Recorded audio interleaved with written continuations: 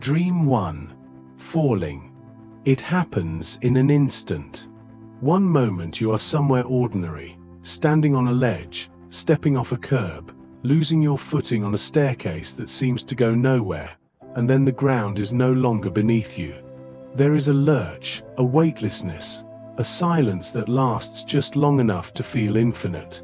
And then you jolt awake, heart hammering, the sheets tangled, your body convinced for a half-second that something terrible almost happened. Almost, but not quite. You are still here. You are in your bed. You are safe. The falling dream is one of the most universal experiences known to sleep research. It appears across cultures, across centuries, across age groups. Children have it. Elderly people have it. People who have never heard of each other, who live on opposite sides of the world, who speak entirely different languages and hold entirely different beliefs about the nature of reality. They all report, at some point in their lives, the same sudden lurch into empty air. Researchers believe the falling sensation, technically called a hypnic jerk or hypnagogic jerk, has a physiological root. As the body transitions from wakefulness into sleep, the muscles relax rapidly. In some people, the nervous system interprets this sudden release of tension as a loss of physical control, and fires a sharp muscular contraction in response, as though trying to catch itself. The dreaming brain, already beginning to weave narrative from sensation, wraps a story around that contraction, and the story it reaches for, more often than not, is the story of a fall. But the hypnic jerk alone does not explain everything. Many falling dreams do not occur at the moment of sleep onset. They arrive deeper in the night, woven into longer, more complex dream sequences. The dreamer is walking across a bridge and the railing gives way. They are climbing stairs in a building that seems to grow taller as they ascend, and then the steps simply end. They are flying, which is its own dream, one we will come to later, and then the ability to fly deserts them without warning and they drop. What the dreaming mind is doing in these moments is something that researchers and psychologists have long debated. The dominant view in contemporary sleep science is that dreams are not coded messages waiting to be decoded, not symbolic dispatches from the unconscious in the way that older theories imagined. But that does not mean they are meaningless noise. The brain during REM sleep, rapid eye movement sleep, the phase most associated with vivid dreaming, is extraordinarily active. It is consolidating memory, processing emotion, running simulations of possible futures and rehearsing responses to threat. The content of dreams reflects the raw material it is working with. And the raw material of falling, in the waking world, is almost always some version of anxiety. Not necessarily dramatic anxiety, not necessarily crisis. Sometimes it is the low, persistent hum of feeling out of control. The sense that something is shifting beneath you in your daily life, a job that feels less secure than it did, a relationship with subtle tensions neither person is naming, a decision that keeps getting deferred because the right answer refuses to arrive. The falling dream, in this reading, is the sleeping mind's way of giving shape and sensation to something that has been formless and ambient all day. This interpretation is supported by the timing patterns that many people report. Falling dreams tend to cluster during periods of transition and uncertainty. New jobs, relationship changes, moves to unfamiliar cities, times when the usual structures of life have been temporarily removed and the ground under one's sense of self feels less solid than usual. Students report more falling dreams during exam periods. People going through career changes report them during the period of uncertainty between one role and the next.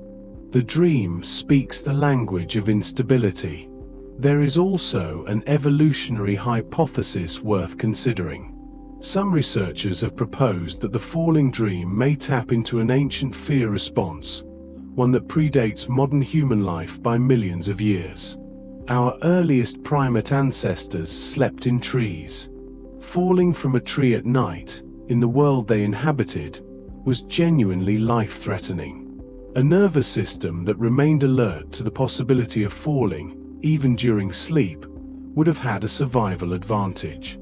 The falling dream, in this view, is a very old alarm, one that our modern brains have inherited without the context that originally made it useful.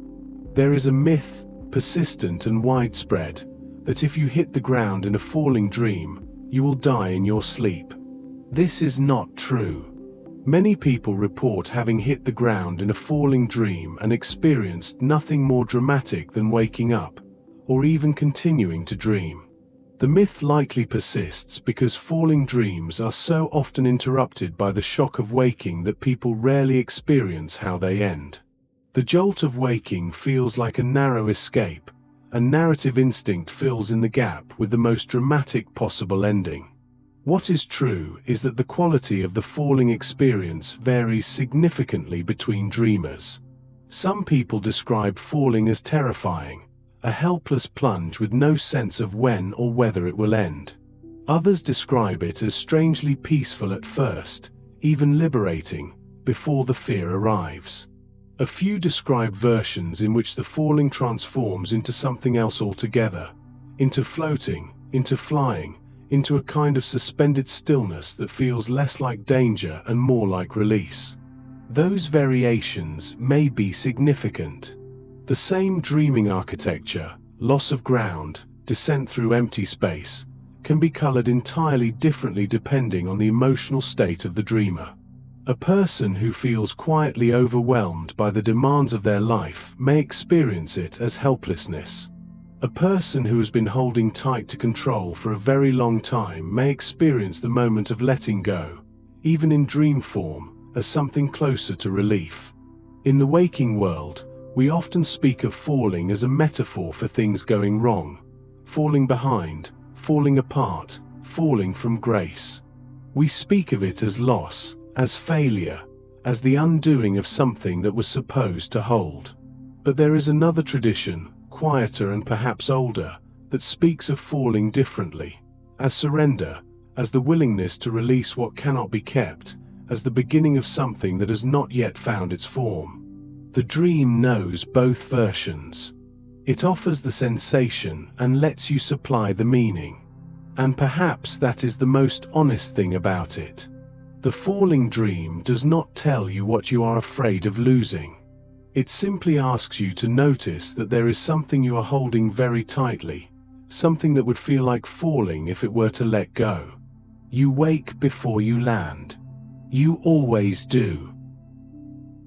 Dream 2. Being chased. You are running.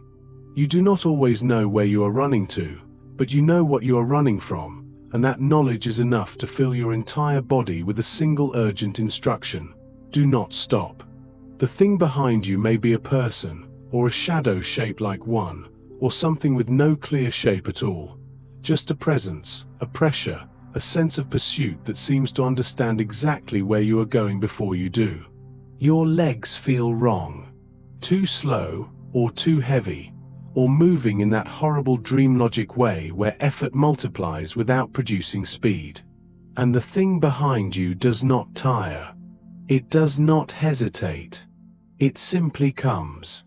The chase dream is, by most accounts, the single most commonly reported dream in the world. Sleep researchers who study dream content across different populations find it consistently at or near the top of every list. It cuts across age and geography and temperament. Children have it. Adults who have not thought about it in years suddenly have it again during stressful periods. People who describe themselves as brave and unafraid in waking life find themselves running in sleep. The scenario is almost absurdly common, and yet it never quite loses its power to frighten. To understand why, it helps to understand something about what the dreaming brain is doing during REM sleep. The amygdala, the structure deep in the brain most associated with the processing of threat and fear, is highly active during REM. More active, in some studies, than it is during waking life. The prefrontal cortex, which handles rational evaluation, context, and the ability to step back from immediate experience and think clearly about it, is comparatively quieter. The result is a brain that is emotionally intense but not especially analytical. A brain that feels threat vividly but is not well equipped to examine whether the threat is real, proportionate, or meaningful. In that state, the mind reaches for scenarios that embody the feelings it is processing. And the feeling of being chased, of something behind you that wants to catch you, of danger that pursues rather than simply existing, is one of the oldest fear narratives the human nervous system knows. We are animals with a long history of being prey. The terror of pursuit is written into our biology at a level far deeper than conscious thought, and the dreaming brain, disinhibited and emotionally raw, knows exactly where to find it. What varies, and what tends to be psychologically interesting, is not the fact of the chase but the nature of what is doing the chasing. For some people, the pursuer is human, a stranger, sometimes a specific person from waking life, sometimes a vague figure that carries the emotional weight of someone known without having their exact face. For others, it is an animal, often something large and predatory. For others still, it is something that resists being categorized, a darkness, a force, a presence that communicates threat without having a body that threat could reasonably live in. And for a significant number of people, the pursuer shifts and morphs throughout the dream, refusing to hold any single form long enough to be confronted directly. Psychologists who work with dreams as a therapeutic tool have long observed that the pursuer in a chase dream often represents something the dreamer is avoiding in waking life. Not always a person or an external threat, more often something internal. An emotion that has not been processed. A decision that keeps getting deferred. A part of the self that feels unacceptable and has therefore been pushed down, out of sight, into whatever psychological basement the mind uses to store what it cannot currently bear to look at. The dream gives that suppressed thing legs, and a direction, and velocity. It comes after you precisely because you have been going in the other direction. This is not a simple equivalence. The monster equals your repressed anger, the shadowy figure equals your fear of failure, and it should not be read that way. Dreams are not codes to be cracked. They are emotional experiences that the mind generates from the available material, and the meaning they carry, if they carry meaning at all, is personal and contextual and often resistant to tidy interpretation. But the pattern is real and widely documented. People going through periods of intense avoidance tend to report more chase dreams. The correlation is not coincidental. One of the most striking features of the chase dream is what happens to the dreamer's legs. The inability to run effectively, limbs that feel weighted with something thicker than air, muscles that refuse to respond to urgency, is reported so consistently that it has become almost a defining characteristic of the experience. There is a physiological reason for this. During REM sleep, the body undergoes a state of muscular atonia. The voluntary muscles are effectively paralyzed, a mechanism that prevents the sleeper from physically acting out their dreams. The dreaming mind knows, somewhere beneath the narrative, that the body is not moving. And the dream incorporates that knowledge as sensation. The desperate effort to run that somehow produces no speed, the legs that know they should work but do not.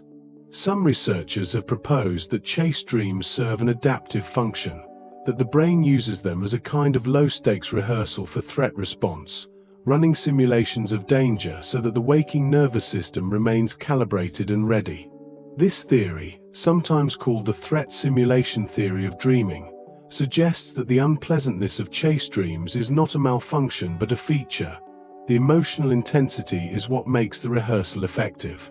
You practice fear so that fear, when it comes in waking life, does not catch you entirely unprepared. Whether or not this is the correct explanation, the functional relationship between chase dreams and waking anxiety is well established. People who report higher levels of chronic stress tend to have them more frequently. They cluster around periods of conflict, unresolved arguments, difficult relationships, professional situations in which a person feels cornered or exposed. They often increase during times when someone feels unable to confront something directly and is instead simply trying to get away from it, day after day, hoping that distance will eventually do what courage has not. There is a detail that experienced dream researchers sometimes note: the rare but significant subset of people who, in the middle of a chase dream, manage to stop running, who turn around, who face whatever is behind them. The reports of what happens next vary. Sometimes the pursuit dissolves, sometimes it transforms into something unexpected. Sometimes the confrontation is frightening in a new way but no longer feels hopeless. In some cases, particularly in people who practice lucid dreaming and have learned to recognize when they are dreaming and to act within that recognition, the turning around becomes something they can choose. And what they find when they turn is almost never as simple as what they were running from. It never is. That is the nature of what chases us, in dreams, and often enough in waking life too. The thing at your back is almost never exactly what it appears to be. It is larger in imagination than in reality. It is more complicated up close than it is at a distance. And running, while it provides the immediate sensation of doing something, rarely closes the gap. The pursuer keeps pace because the pursuer is not really behind you. It is already inside the dream you are having, woven into its logic, inseparable from the dreamer. You cannot outrun a dream. You can only wake up, or turn around. Before we continue, if you're enjoying this calm journey and the quiet ideas we explore together, consider subscribing to Nightmind Academy, so you can return here anytime you need a peaceful space to unwind and drift into sleep. Dream 3. Teeth falling out. It begins with a looseness. A tooth that shifts when your tongue finds it, moving in a way teeth are not supposed to move. You press it gently, the way you might test something you are hoping is not broken, and it gives. Then another. Then the sensation multiplies. A crumbling, a dissolving, a slow collapse happening inside your own mouth that you cannot stop and cannot reverse. You spit into your palm and there they are, your teeth, or pieces of them, chalky and strange and entirely wrong. You wake up and your first instinct is to run your tongue along your gums, just to be sure. The teeth dream is one of the most frequently reported and most vividly remembered of all dream experiences. People who rarely recall their dreams at all will sometimes report this one in sharp detail. It has a quality of wrongness that the sleeping mind seems to encode more permanently than most. Something about the particular horror of losing a part of your own body, from the inside, with no clear cause and no way to stop it. The cultural interpretations of this dream are remarkably varied and, in most cases, remarkably old. In some traditions, dreaming of losing teeth was considered an omen of death, not necessarily the dreamer's own, but that of someone close to them. In others, it was associated with lying, with words spoken that should not have been spoken. In still others, it was read as a sign of financial loss or social humiliation. The details differ. The anxiety at the center does not.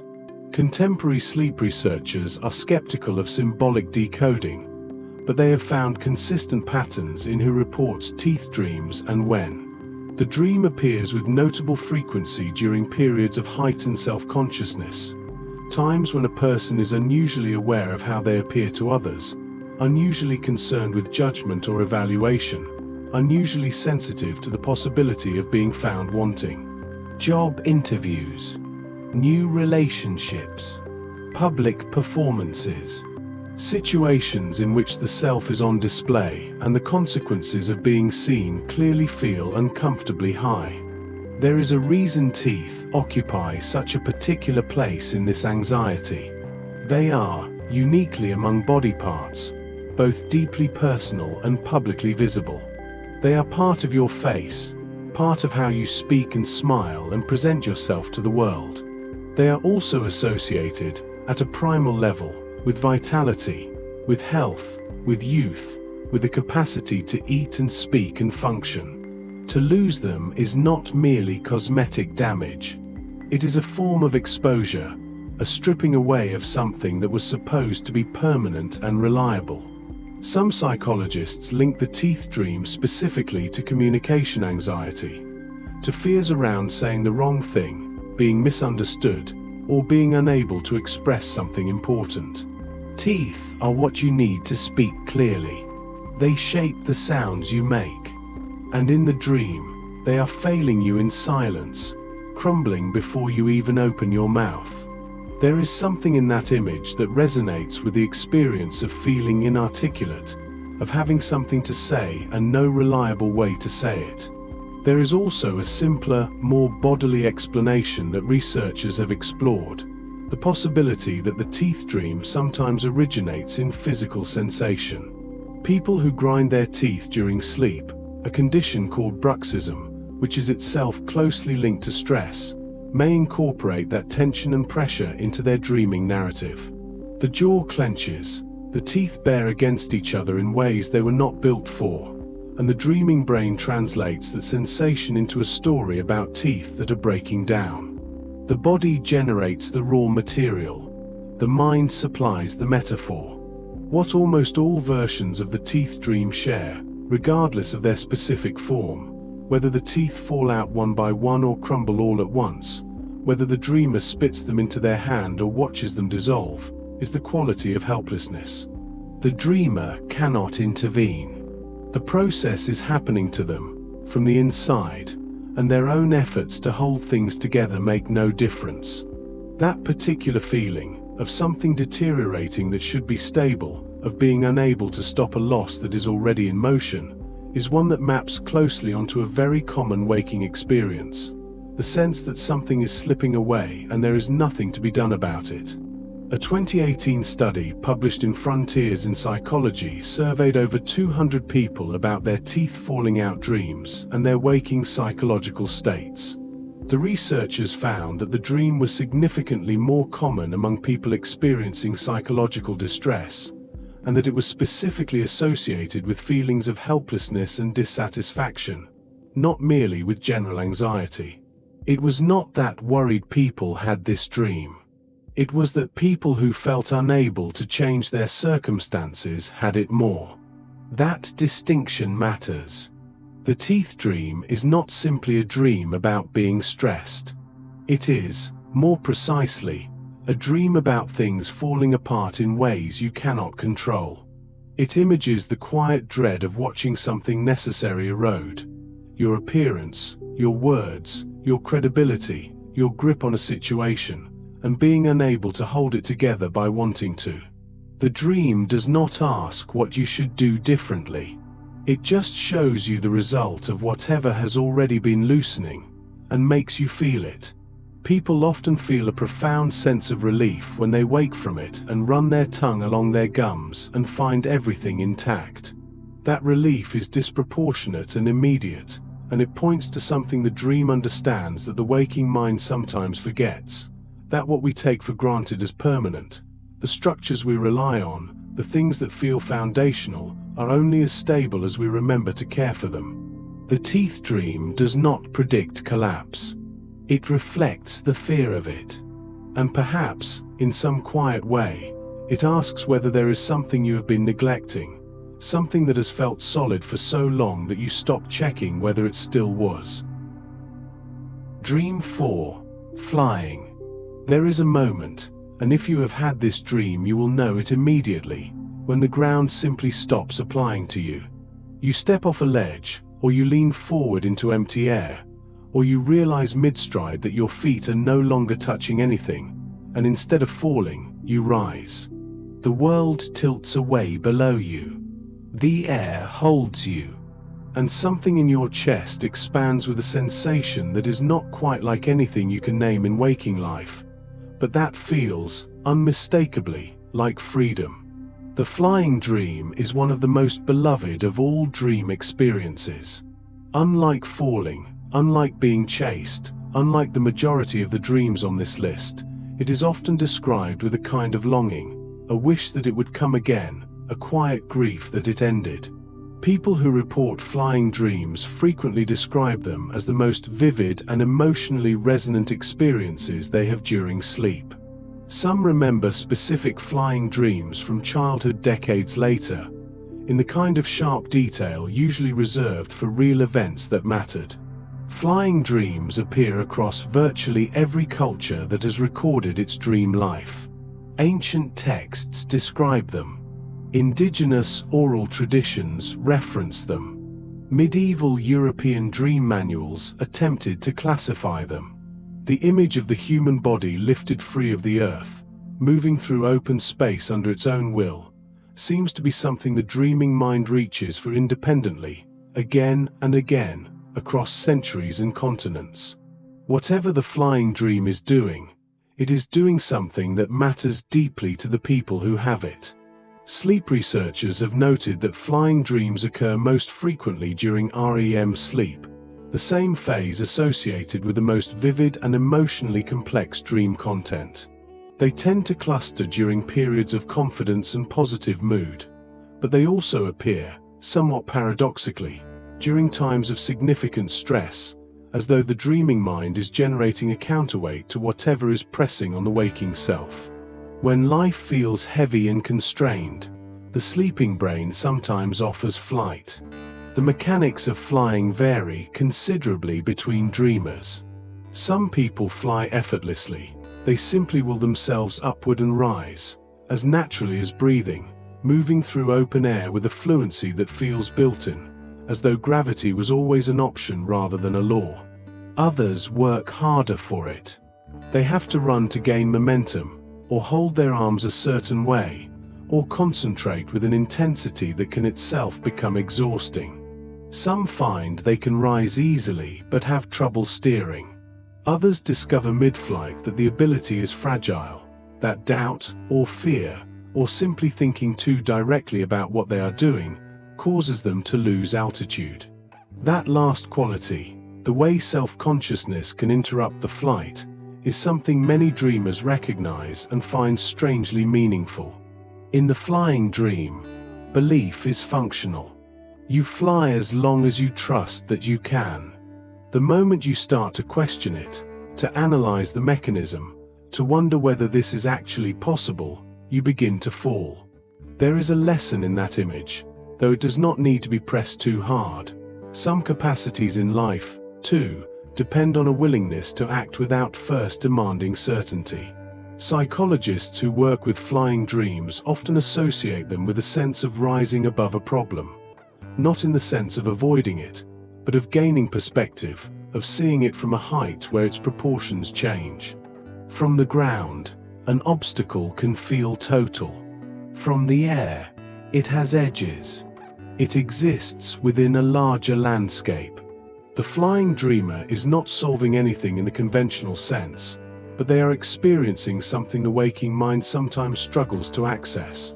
The feeling that they are larger than their circumstances, that the situation does not have to contain them. There is also a connection, noted by several researchers, between flying dreams and lucid dreaming, the state of knowing that you are dreaming while you are dreaming. Flying is one of the most common first acts people perform when they achieve lucidity in a dream. Given the choice of anything, the dreaming mind reaches for flight. This suggests that flying represents something close to an ideal of the dreaming experience itself. Pure agency in a space with no physical constraints, the self operating freely in an environment that responds to intention rather than physics. What makes the flying dream linger is not the spectacle. It is not usually described as visually dramatic, though it can be beautiful, but the feeling it leaves behind. People wake from flying dreams with something lighter in their chest, some residual sense of possibility that, for a moment at least, the world felt less fixed than usual. That feeling fades, as all feelings from sleep eventually do. But something in the nervous system seems to recognize it as important, something worth encoding, worth returning to. The ground is still there when you wake up. Gravity reasserts itself with its usual indifference. But for a little while, in the particular logic of sleep, you are not subject to it. And something in you, apparently, needed to know that was possible. Dream 5. Being naked in public. You are somewhere that requires clothing. A classroom, an office, a crowded street, a formal occasion of some kind. The precise setting shifts, but the social logic is always the same. This is a place where you are expected to be covered, where exposure would be a violation of the ordinary contract between people in public space. And then you realize, with a lurch that is almost physical, that you are not. That you are standing there, entirely or almost entirely exposed, and that people are looking, or might look, or are very deliberately not looking in a way that is somehow worse. The nakedness dream is one of the most reliably reported across all demographic groups and most cultures that have been studied. Its emotional texture varies. Some dreamers experience it as pure humiliation, others as a strange, clarifying vulnerability, a few as something closer to relief. But the scenario itself is remarkably consistent. You are exposed in a context that demands you not be. And you become intensely, acutely aware of that fact, aware of yourself as someone being seen, or as someone at risk of being seen, in a way you did not choose and cannot easily correct. The psychological content of this dream is not difficult to locate. Clothing is, among its many functions, a form of social communication. It signals role, status, intention, and belonging. We dress differently for different contexts and different audiences, and in doing so we exercise a kind of controlled self-presentation. We show what we choose to show and conceal what we choose to conceal. The nakedness dream strips that control away entirely. It places the dreamer in a social situation without the tools they would normally use to navigate it. The result is vulnerability in its most literal form, being seen without armor. Sleep researchers and psychologists consistently link nakedness dreams to anxieties about evaluation and exposure. They tend to appear during periods when a person is about to be assessed in some significant way. Before job interviews, before presentations, before social situations that carry high stakes. They also appear when someone feels that a private aspect of themselves, an opinion, a secret, a quality they have been careful not to display, is at risk of becoming visible to others. The dream literalizes that anxiety. It removes the coverings and places the self in front of an audience. What varies significantly and meaningfully is the reaction of the other people in the dream. In some versions, those around the dreamer do not notice or do not react. They continue with their business as though nothing is wrong, and the dreamer is left in the strange position of being certain they are exposed while receiving no confirmation that anyone can see. This version tends to be more disorienting than frightening. The dreamer is hyper-aware of something that the world seems not to register. In other versions, the people in the dream do notice, and their noticing, however it is expressed, is where the full weight of the dream lands. There is a variation worth noting in which the dreamer, rather than being mortified, is unexpectedly unbothered. They are naked, they know they are naked, and they find they do not particularly mind. This version is less common but has been reported frequently enough to be recognized as a distinct subtype. Psychologists who interpret dreams through a psychological lens sometimes read this as a sign of growing self-acceptance, of a person becoming less dependent on external approval and less frightened by the prospect of being seen as they actually are. Whether or not that reading is clinically precise, it points to something real about the emotional register of the dream. What matters is not just the exposure, but how the dreamer carries it. There is also a social dimension to clothing that the nakedness dream implicitly explores. Clothes mark us as belonging somewhere, to a profession, a social group, an occasion. To be without them is to be without those markers, which is another way of saying, to be without category, without context, without the ordinary signals that tell other people who you are and what role you are playing. The naked dreamer is not just exposed physically. They are unclassified. They are simply themselves, with no costume to explain them. And for many people, that is the most frightening part. The waking world offers countless small strategies for managing how we are perceived. We choose our words, our clothes, our expressions, our timing. We present versions of ourselves that we believe will be received well, or at least neutrally. The nakedness dream suspends all of that. It places the self in the most public possible position with the most private possible exposure and asks, in the language of sensation rather than words, what happens if people see you as you actually are? What happens if the management fails? Most of the time, in the dream and sometimes in life, the answer is, less than you feared. The world continues. People look away or look through you or simply move on. The catastrophe you anticipated does not arrive in the form you expected. The nakedness dream, for all its anxiety, occasionally delivers that unexpected gift, the discovery that exposure, in the end, is survivable. Dream 6. Failing an exam. You are in a room you recognize as a classroom or examination hall. There is a test in front of you, or there should be, and the fact that there is not is itself a problem, and you are aware, with a certainty that fills the entire dream, that you have not prepared. The material on the page is either blank or incomprehensible or written in a language you cannot read, and the clock is moving in that particular dreamway that feels both slow and catastrophically fast, and the other students around you are writing with a confidence that is almost cruel to witness. What makes this dream remarkable is how persistently it follows people out of school. Students have it, naturally, and for them it sometimes carries a direct, almost literal anxiety about real assessments coming up. But adults who graduated decades ago have it too, often with a striking frequency. People who completed their education 30 years prior still report sitting down at desks they have not sat at since, still report the blank page and the clock and the knowledge that they should know this and do not. The school is long gone. The exam remains. Sleep researchers have documented this phenomenon carefully, because it seems, on the surface, to make very little sense. Why would the adult brain keep returning to an experience of evaluation that no longer applies to the current life? The answer most researchers converge on is that the dream is not actually about school. School is the setting the brain reaches for because school was where most people first experienced the structure of being formally assessed, of having knowledge tested, of performance being recorded, of consequences depending on whether you got things right. The exam is not the content of the dream. It is the vehicle for a feeling that has no other easy form, the feeling of being evaluated and found unprepared.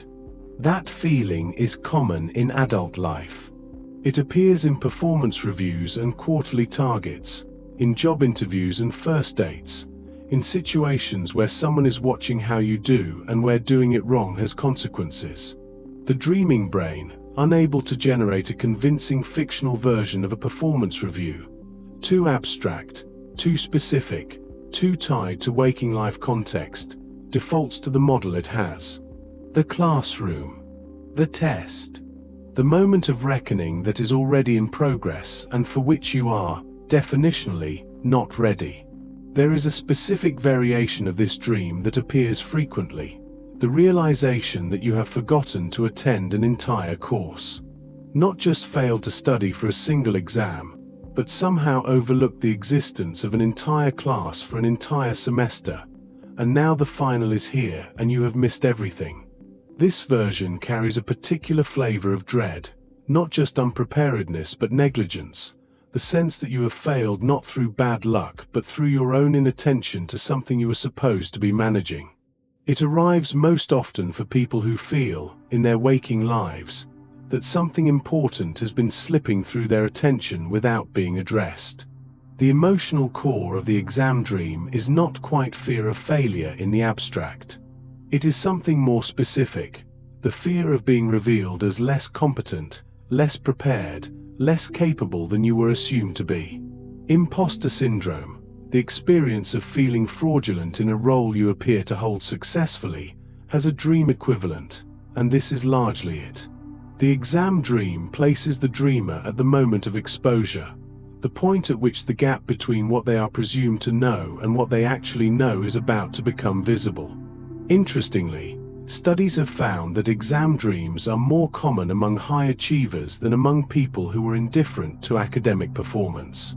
People who cared about doing well in school, who built part of their identity around competence and performance, are more likely to keep having this dream long after school ends. The investment in being seen as capable, it seems, leaves a residue that the dreaming mind continues to rehearse. There is a certain honesty in this dream that is almost worth appreciating. It surfaces the fear that most people carry quietly and rarely name directly, that somewhere, in some domain that matters, they are not as ready as they should be. That the test is coming, whatever form it takes, and they have not done the work. The dream does not ask whether that fear is warranted. It simply holds up the image and lets the feeling arrive. You never finish the exam. You never find out how you did. You wake up before the result, which is perhaps the most truthful thing about it. In the domain this dream is really speaking to, the test is usually still in progress. Dream 7. Being late. Something important is happening, and you are not there. Or you are trying to get there, and the distance between you and it refuses to close in the way that distance should. The train keeps not arriving, or the doors keep not opening, or you keep finding yourself back at the beginning of a journey you have already taken twice. The event, the meeting, the flight, the ceremony, the thing that cannot be rescheduled, is happening right now, somewhere that is not here, and the gap between you and it is widening rather than narrowing despite every effort you can make. The lateness dream is closely related to the exam dream in its emotional structure, but it operates in a different register. Where the exam dream is about preparedness, the lateness dream is about presence, about being where you are supposed to be, when you are supposed to be there, in a world that will not wait. And unlike the exam dream, which is static and anxious, the lateness dream is often kinetic. The dreamer is usually in motion, trying, working against obstacles that multiply as fast as they can be overcome. Sleep researchers classify this as one of the most common anxiety dreams across all age groups. It appears during periods of overcommitment and schedule pressure, which is to say it appears quite frequently in the lives of most adults. The dreaming mind takes the experience of being stretched too thin, of having more obligations than time, of feeling perpetually behind, and renders it as a physical scenario in which forward progress is structurally impossible. The obstacles in lateness dreams have a characteristic quality: they are not dramatic. They are mundane in the most dispiriting possible way. A bag that cannot be found. A door that will not lock. A phone that keeps showing the wrong time, or no time at all. Shoes that resist being put on. Traffic that extends to the horizon without moving. The obstacles are not monsters or catastrophes. They are the ordinary frictions of life, amplified and multiplied until they constitute an impassable wall made entirely of small inconveniences. This is psychologically precise. The lateness dream does not exaggerate by making things dramatically worse than they are in waking life. It exaggerates by making things persistently and relentlessly the same category of small difficulty, the same small delay, repeated and compounded until the effect is catastrophic. For many people, this maps directly onto the experience of being overwhelmed. It is not one large impossible thing but an accumulation of small manageable things that collectively refuse to be managed.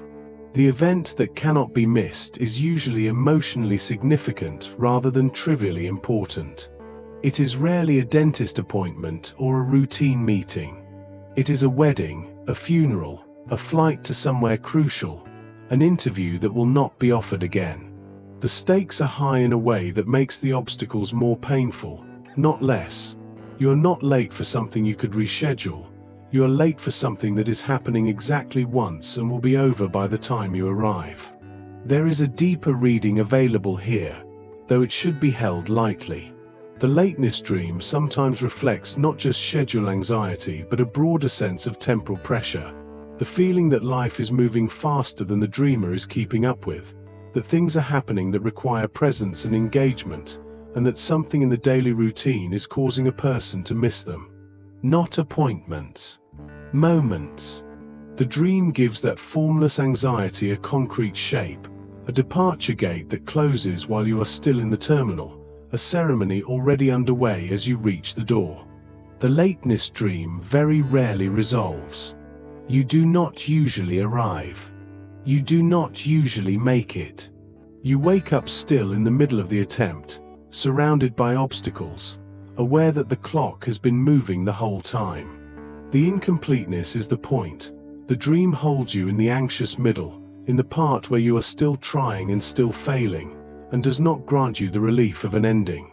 It is exhausting in a way that few other dreams are. You wake up tired from trying. Dream 8. Drowning. The water is above you, or it is closing over you, or it has already closed and you are somewhere beneath the surface, looking up at the light that is receding faster than you can swim toward it. Your lungs are making a decision you did not authorize. The air you have is running out. The surface, the ordinary air, the ordinary world, is visible but not reachable, and the distance between where you are and where you need to be is measured not in feet but in seconds. Drowning dreams occupy a particular position in the landscape of common nightmares. Unlike falling, which is over almost before it begins, drowning involves duration, a sustained period of struggle, of effort, of the body fighting against an environment that is simply not compatible with survival. The dreamer is not passive. They are usually trying, sometimes desperately, but trying does not produce the necessary result. The water does not cooperate. The surface stays out of reach. And the clock running in the dreamer's chest has a fixed amount of time on it. Water, in the symbolic vocabulary that dream researchers and psychologists have mapped, carries a range of associations. It is associated with emotion, with the unconscious, with feelings that are deep and largely invisible and subject to currents that do not respond to rational direction. Being submerged in water, in this reading, is being submerged in something emotional, being overwhelmed by something that is coming from within rather than from outside. The drowning dream, then, is not always a dream about external threat. It is sometimes a dream about being overtaken by one's own inner life. This reading aligns with what people report about the waking contexts in which drowning dreams appear. They cluster during periods of emotional overwhelm, times when a person is managing grief or anxiety, or a level of stress that has exceeded their ordinary capacity to absorb it. They appear after bereavements, after diagnoses, during periods of sustained pressure at work or at home that have gone on long enough to begin eroding the dreamer's sense that they can hold things together. The dream gives that feeling a body and a physics. This is what it is to be submerged in something you cannot breathe.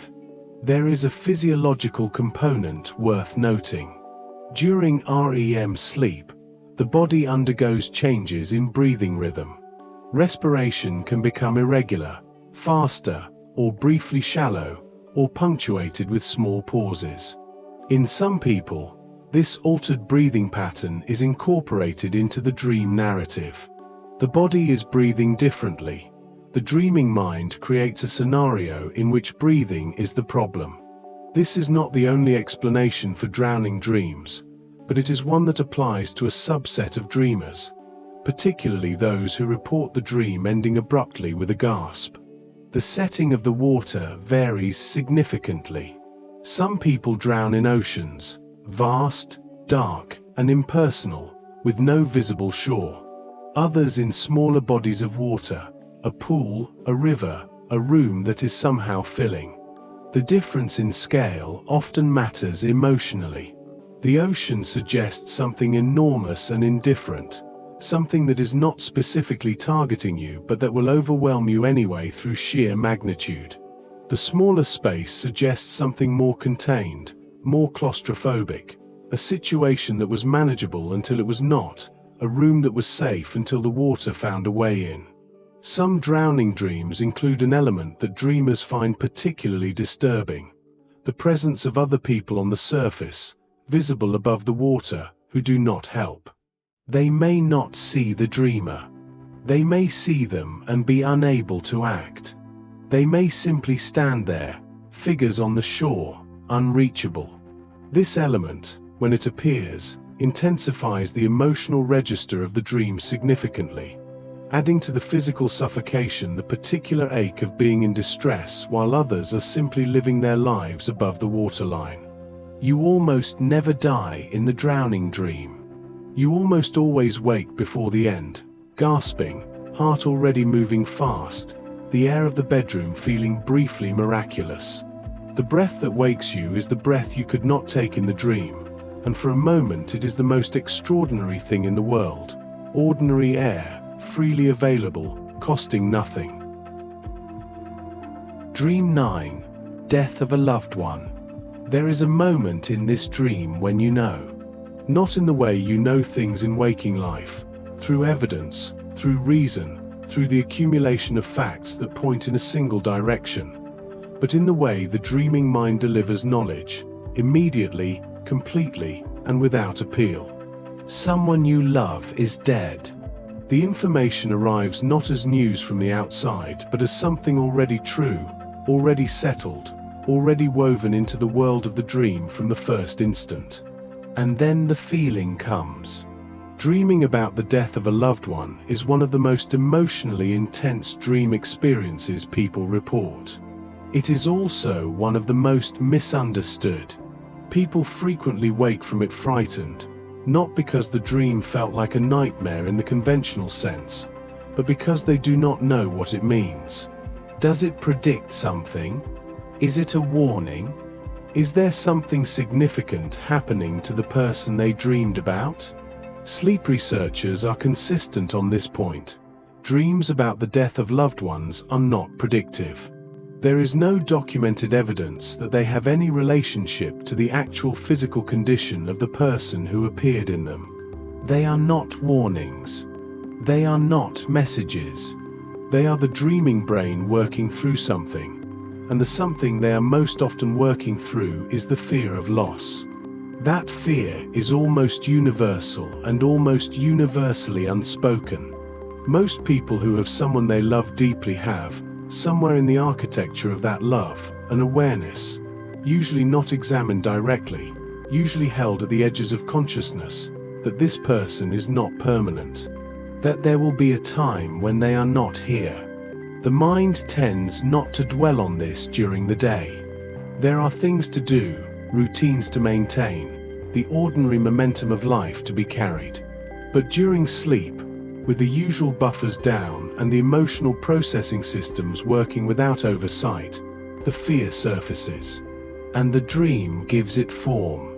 These dreams tend to increase during periods of change and anxiety in a relationship.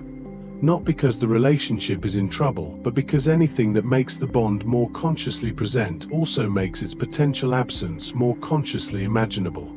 A loved one who is ill, or who has been traveling, or who recently had a conflict with the dreamer, or who is undergoing a significant life change. Any of these can prompt the dreaming mind to rehearse the worst version of their absence. For people who have already experienced bereavement, who have lost someone they loved and are living with that loss, this category of dream takes on an additional complexity. The deceased often appear in dreams, and those appearances are not always distressing.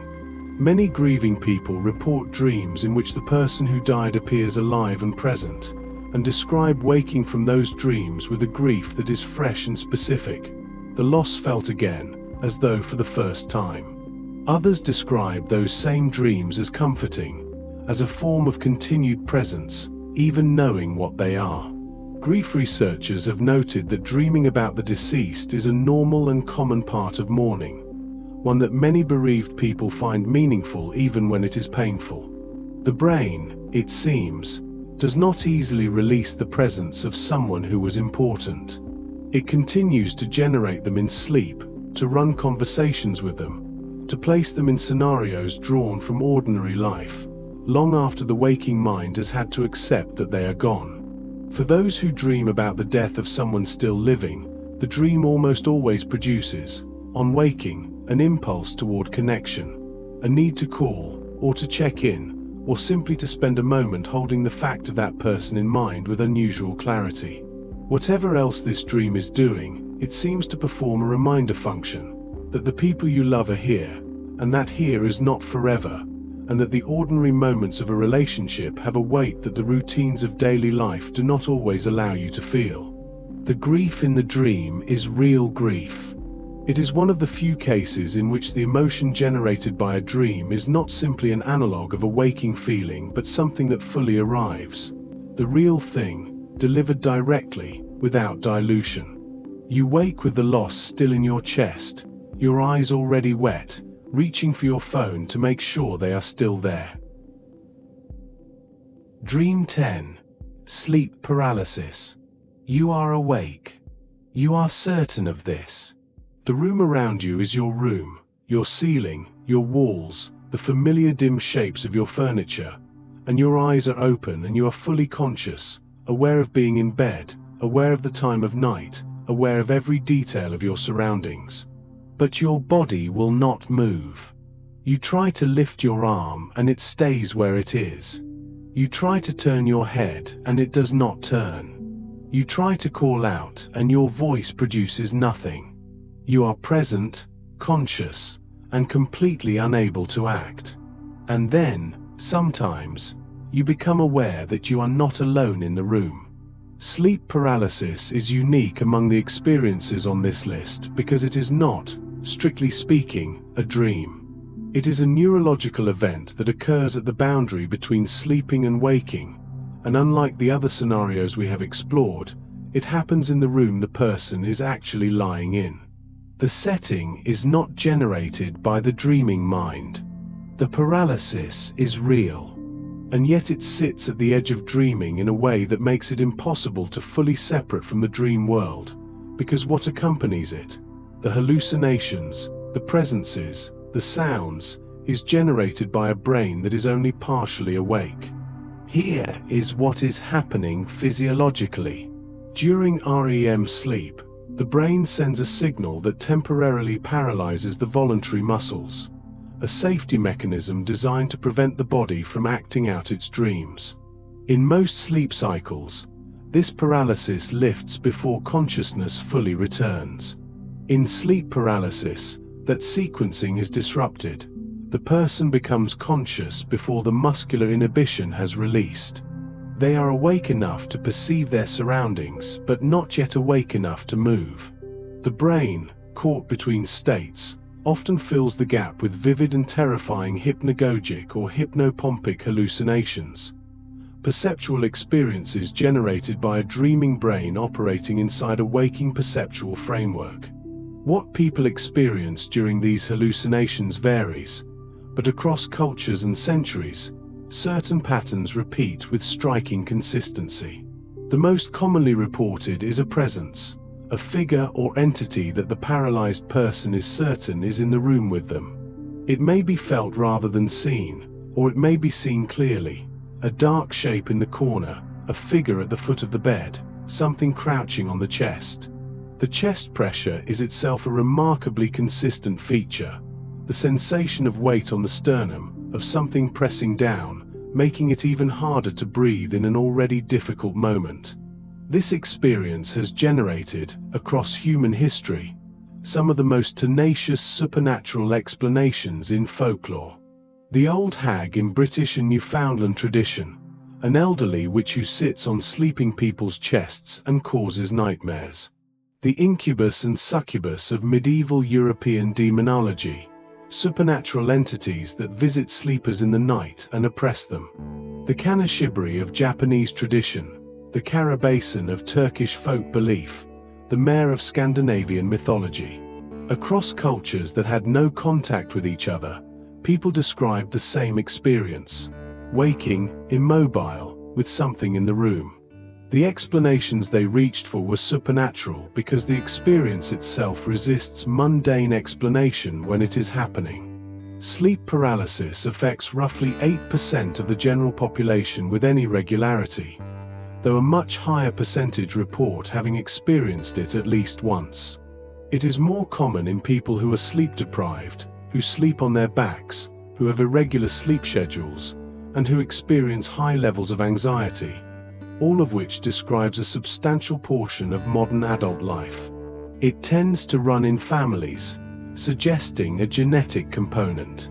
Knowing what sleep paralysis is does not make it less frightening when it happens. The hallucinations are perceptually real. They are not experienced as dreamlike or fuzzy or clearly imaginary.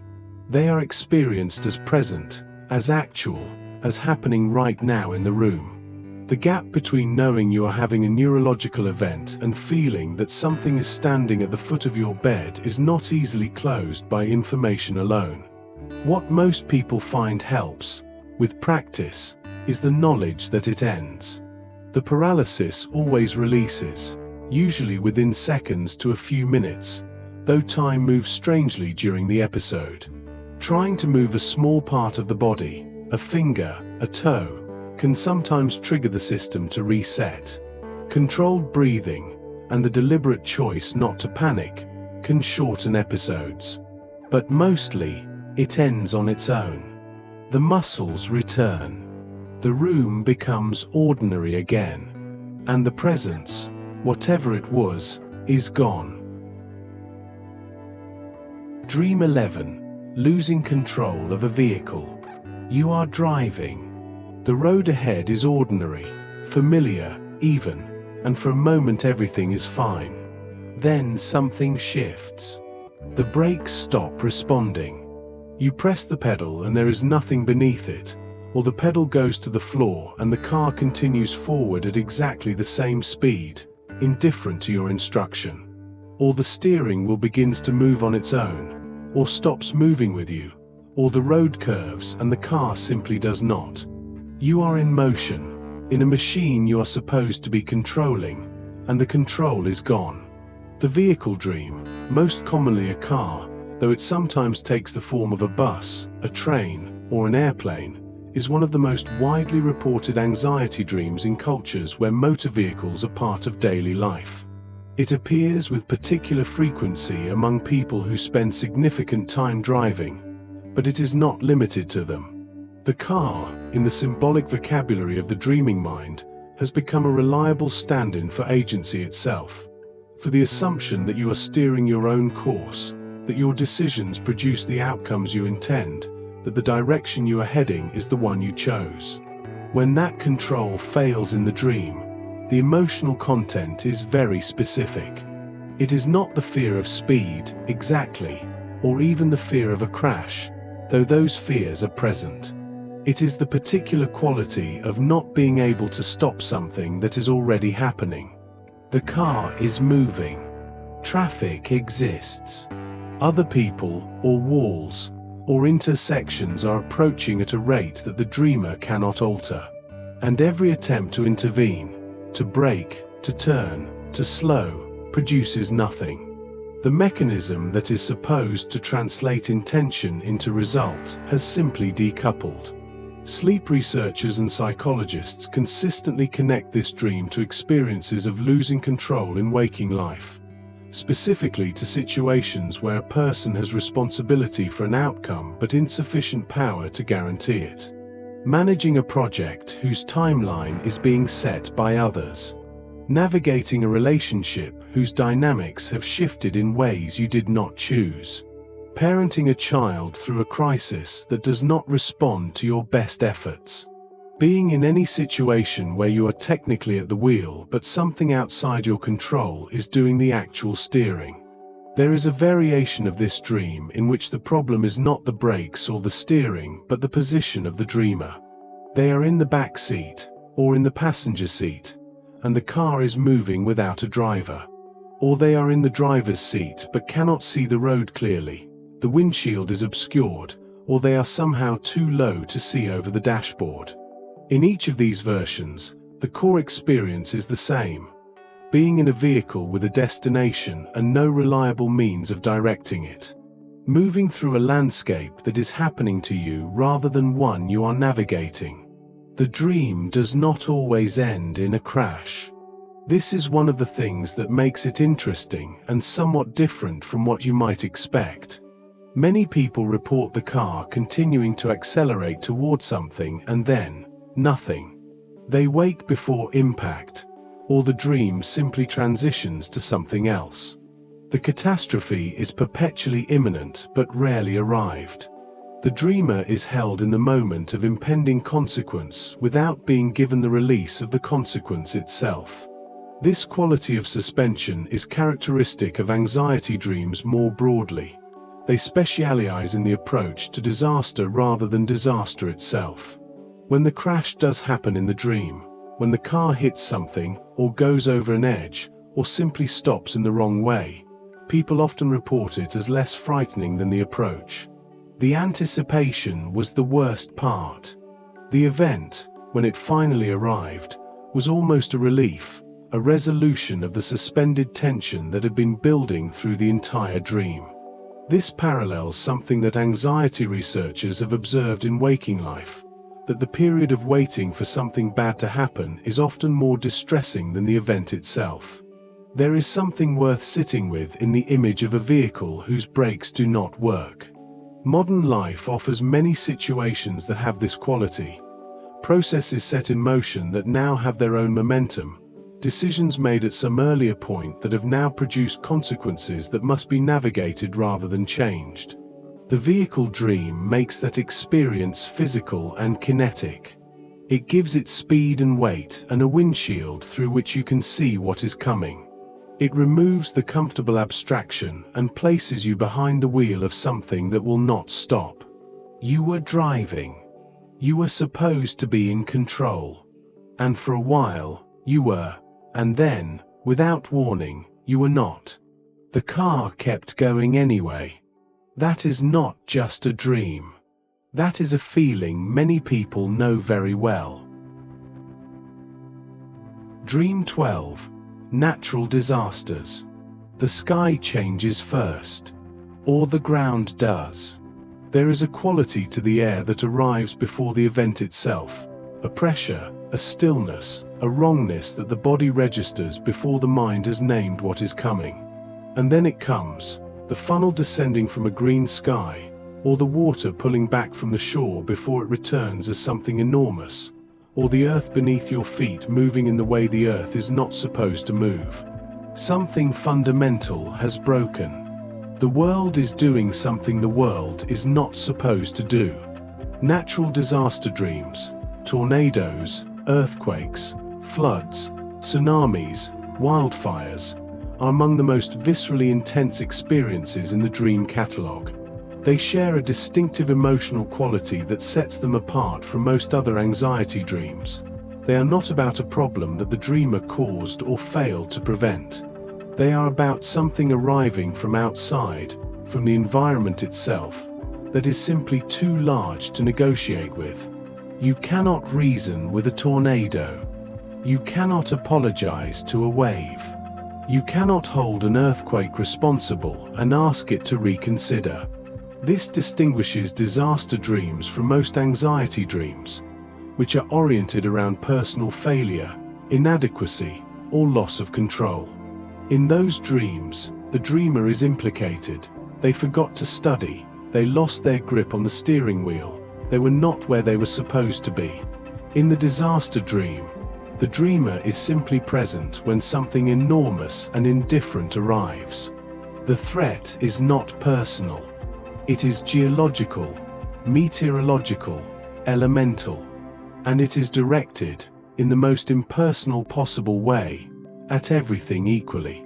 Sleep researchers note that natural disaster dreams spike in populations that have recently experienced or witnessed disasters, either directly or through sustained media exposure to events happening elsewhere.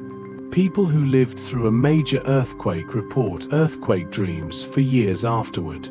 People who watched hours of footage from a catastrophic flood have reported flood dreams in the weeks that followed, even if they were nowhere near the event. The dreaming brain is doing something with that material, processing it, filing it, integrating it into a model of what the world is capable of.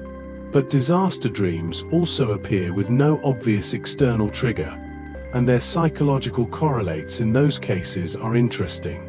They tend to cluster during periods of large-scale uncertainty, times when a person's sense of the stability of their world has been disrupted not by any single event, but by a general shift in their sense of how secure things are. Economic instability, political upheaval, significant personal transitions, the accumulation of changes that individually seem manageable but collectively produce a sense that the ground is less solid than it was. The dream reaches for its largest available metaphor, the earth itself, moving. Different disasters carry different emotional textures. Tornado dreams are often described as having a quality of watching something approach that is both terrible and, in a strange way, magnificent. The dreamer stands and watches the funnel rather than running, transfixed. Earthquake dreams are more about the ground betraying expectations, the thing you were standing on revealing that it was never as solid as it appeared. Flood and tsunami dreams carry the particular dread of water, a force that surrounds rather than strikes, that rises slowly before it overwhelms, that leaves nowhere higher to go. What most disaster dreams share is a period before impact that is somehow the most powerful part. The approach. The moment when what is coming is visible and certain and has not yet arrived. People in the dream often find themselves trying to warn others, or trying to find shelter, or simply standing still in the knowledge that the event cannot be stopped. The disaster is not negotiable. It is simply coming. There is something clarifying, in the logic of these dreams, about being confronted with something that large. The ordinary worries, the small failures and social anxieties and accumulated pressures, do not survive contact with an earthquake. In the dream, they simply stop mattering. What remains is something more essential: the body, the people nearby, the instinct towards safety. Disaster dreams strip everything else away and leave the dreamer with something close to the bare minimum of what matters. Whether that is useful upon waking is a different question. But the simplicity of it, the radical clarity of a world reduced to survival, has its own strange quality. Dream 13. Being attacked or injured. The attack comes from somewhere close, or from behind, or sometimes from someone you recognize. A stranger wearing a familiar face, which is somehow the most disturbing version. There is a weapon, or there is not, and the threat is more physical than that. Hands, proximity, the size of a body that means you harm. The dreamer fights, or tries to, or finds that fighting is not producing the result it should. The punches land without impact. The voice that tries to call for help produces nothing louder than a whisper. The violence is either arriving or about to arrive, and the body's resources are not equal to it. Dreams of being attacked or physically harmed are among the most commonly reported negative dream experiences, and they span a wide range, from vague physical threat to specific violent scenarios, from fights that go wrong to injuries that appear without clear cause. What they share is a quality of physical vulnerability, of the body being at risk in a way that the dreamer cannot adequately defend against. The threat may be to the dreamer's life, or simply to their bodily integrity, but in either case the dream places physical safety in jeopardy. Sleep researchers point to several mechanisms that generate this type of dream. One is the threat simulation function of dreaming, the idea, discussed earlier in the context of chase dreams, that the dreaming brain rehearses scenarios of physical danger as a form of preparation. In this framework, the attack dream is not a reflection of what the dreamer fears will happen, but a simulation of how they would respond if it did. The emotional intensity is the point. By experiencing threat in the dream, the nervous system maintains a calibrated readiness that might be useful in waking life. But attack dreams do not only appear in people who are thinking about physical danger. They appear during conflicts, interpersonal ones, professional ones, political ones, and the attacker in the dream is often serving as a proxy for something the dreamer is in conflict with in waking life that cannot easily be represented in its actual form. A person in a difficult relationship may dream of being attacked by someone who does not resemble their partner but carries the same emotional weight. A person who feels professionally undermined may dream of a physical ambush. The dreaming mind borrows the grammar of physical threat to describe something that is felt as threatening but has no body. One of the most consistently reported features of attack dreams, and one of the most frustrating, is the ineffectiveness of the dreamer's response. Punches that land softly, screams that produce no sound, weapons that fail to work. This is again partly physiological. The same muscular inhibition that produces sleep paralysis operates in a milder form during REM sleep, reducing the intensity of motor output even in dreams where the dreamer is trying to act. But the emotional resonance of the detail, trying hard and being unable to produce an adequate effect, maps onto waking experiences of powerlessness in ways that feel anything but coincidental. People who have experienced trauma involving physical violence or threat may find that attack dreams form part of a broader pattern of intrusive sleep experiences. In this context, the dreams are not simply anxiety processing but something closer to re-experiencing, the nervous system returning, during sleep's lowered defenses, to material it has not been able to fully integrate. For these dreamers, the attack dream is not metaphorical. It is memorial, and it belongs to a different kind of conversation than the one most dream science is equipped to have. For those without that history, the attack dream most often reflects a period of feeling exposed, cornered, or in conflict with forces that feel disproportionate. It is the dreaming mind's way of giving form to the feeling of being under pressure from something that does not fight fairly, something that hits when you are not ready, from an angle you did not anticipate, with consequences you cannot easily reverse. You wake up intact. But for a moment, that fact requires checking. Dream 14. Finding a hidden room. You are in a house you know, your own house, or the house you grew up in, or some composite building assembled from multiple places you have lived, stitched together in the particular illogical way that dream architecture operates.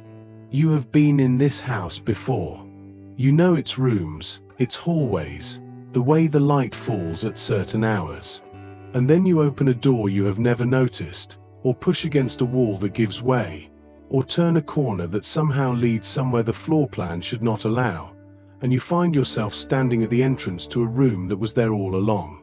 The hidden room dream is one of the most psychologically rich in the catalogue of common dreams, and one of the few that is frequently described as positive, or at least as intriguing rather than threatening. The discovery is usually experienced not as alarm but as surprise, and then as something closer to wonder. The room exists. It was always there. You simply had not found it yet. The content of the discovered room varies enormously. Sometimes it is beautiful, larger than expected, full of light, furnished in some way that feels both unfamiliar and entirely right. Sometimes it is unsettling, empty in a way that feels wrong, or dusty with long disuse, or containing objects whose meaning the dreamer cannot place. Sometimes it is simply practical, additional space, an extra bathroom, a room that would be genuinely useful, and the dreamer's primary emotion is the pleasant surprise of having more than they realized. Psychologists who work with this dream tend to interpret the house as a setting, as a representation of the self, its rooms and corridors as the known contents of the mind, its architecture as the structure of the personality. In this reading, the hidden room represents something that has not yet been discovered or acknowledged, a talent not yet explored, a capacity not yet understood, an aspect of the self that exists but has not been integrated into the conscious picture. The discovery is, in this frame, a form of self-encounter, the moment when the map you have of yourself turns out to be incomplete. This reading has appeal because it aligns well with the emotional texture of the dream as people describe it. The hidden room does not feel threatening in the way that most surprises in nightmares feel threatening. It feels like finding something, like recovering something, like learning that the space you inhabit is larger than the inventory you had taken of it. Many people describe the dream as leaving them with a feeling that persists after waking, a quiet sense of possibility, of not yet having mapped everything worth knowing about themselves or their situation. The dream appears most frequently during periods of significant personal transition or growth, at moments when the dreamer's sense of who they are and what they are capable of is in flux. Midlife transitions. The period following a major achievement or loss. Times when old identities are being shed and new ones have not yet solidified.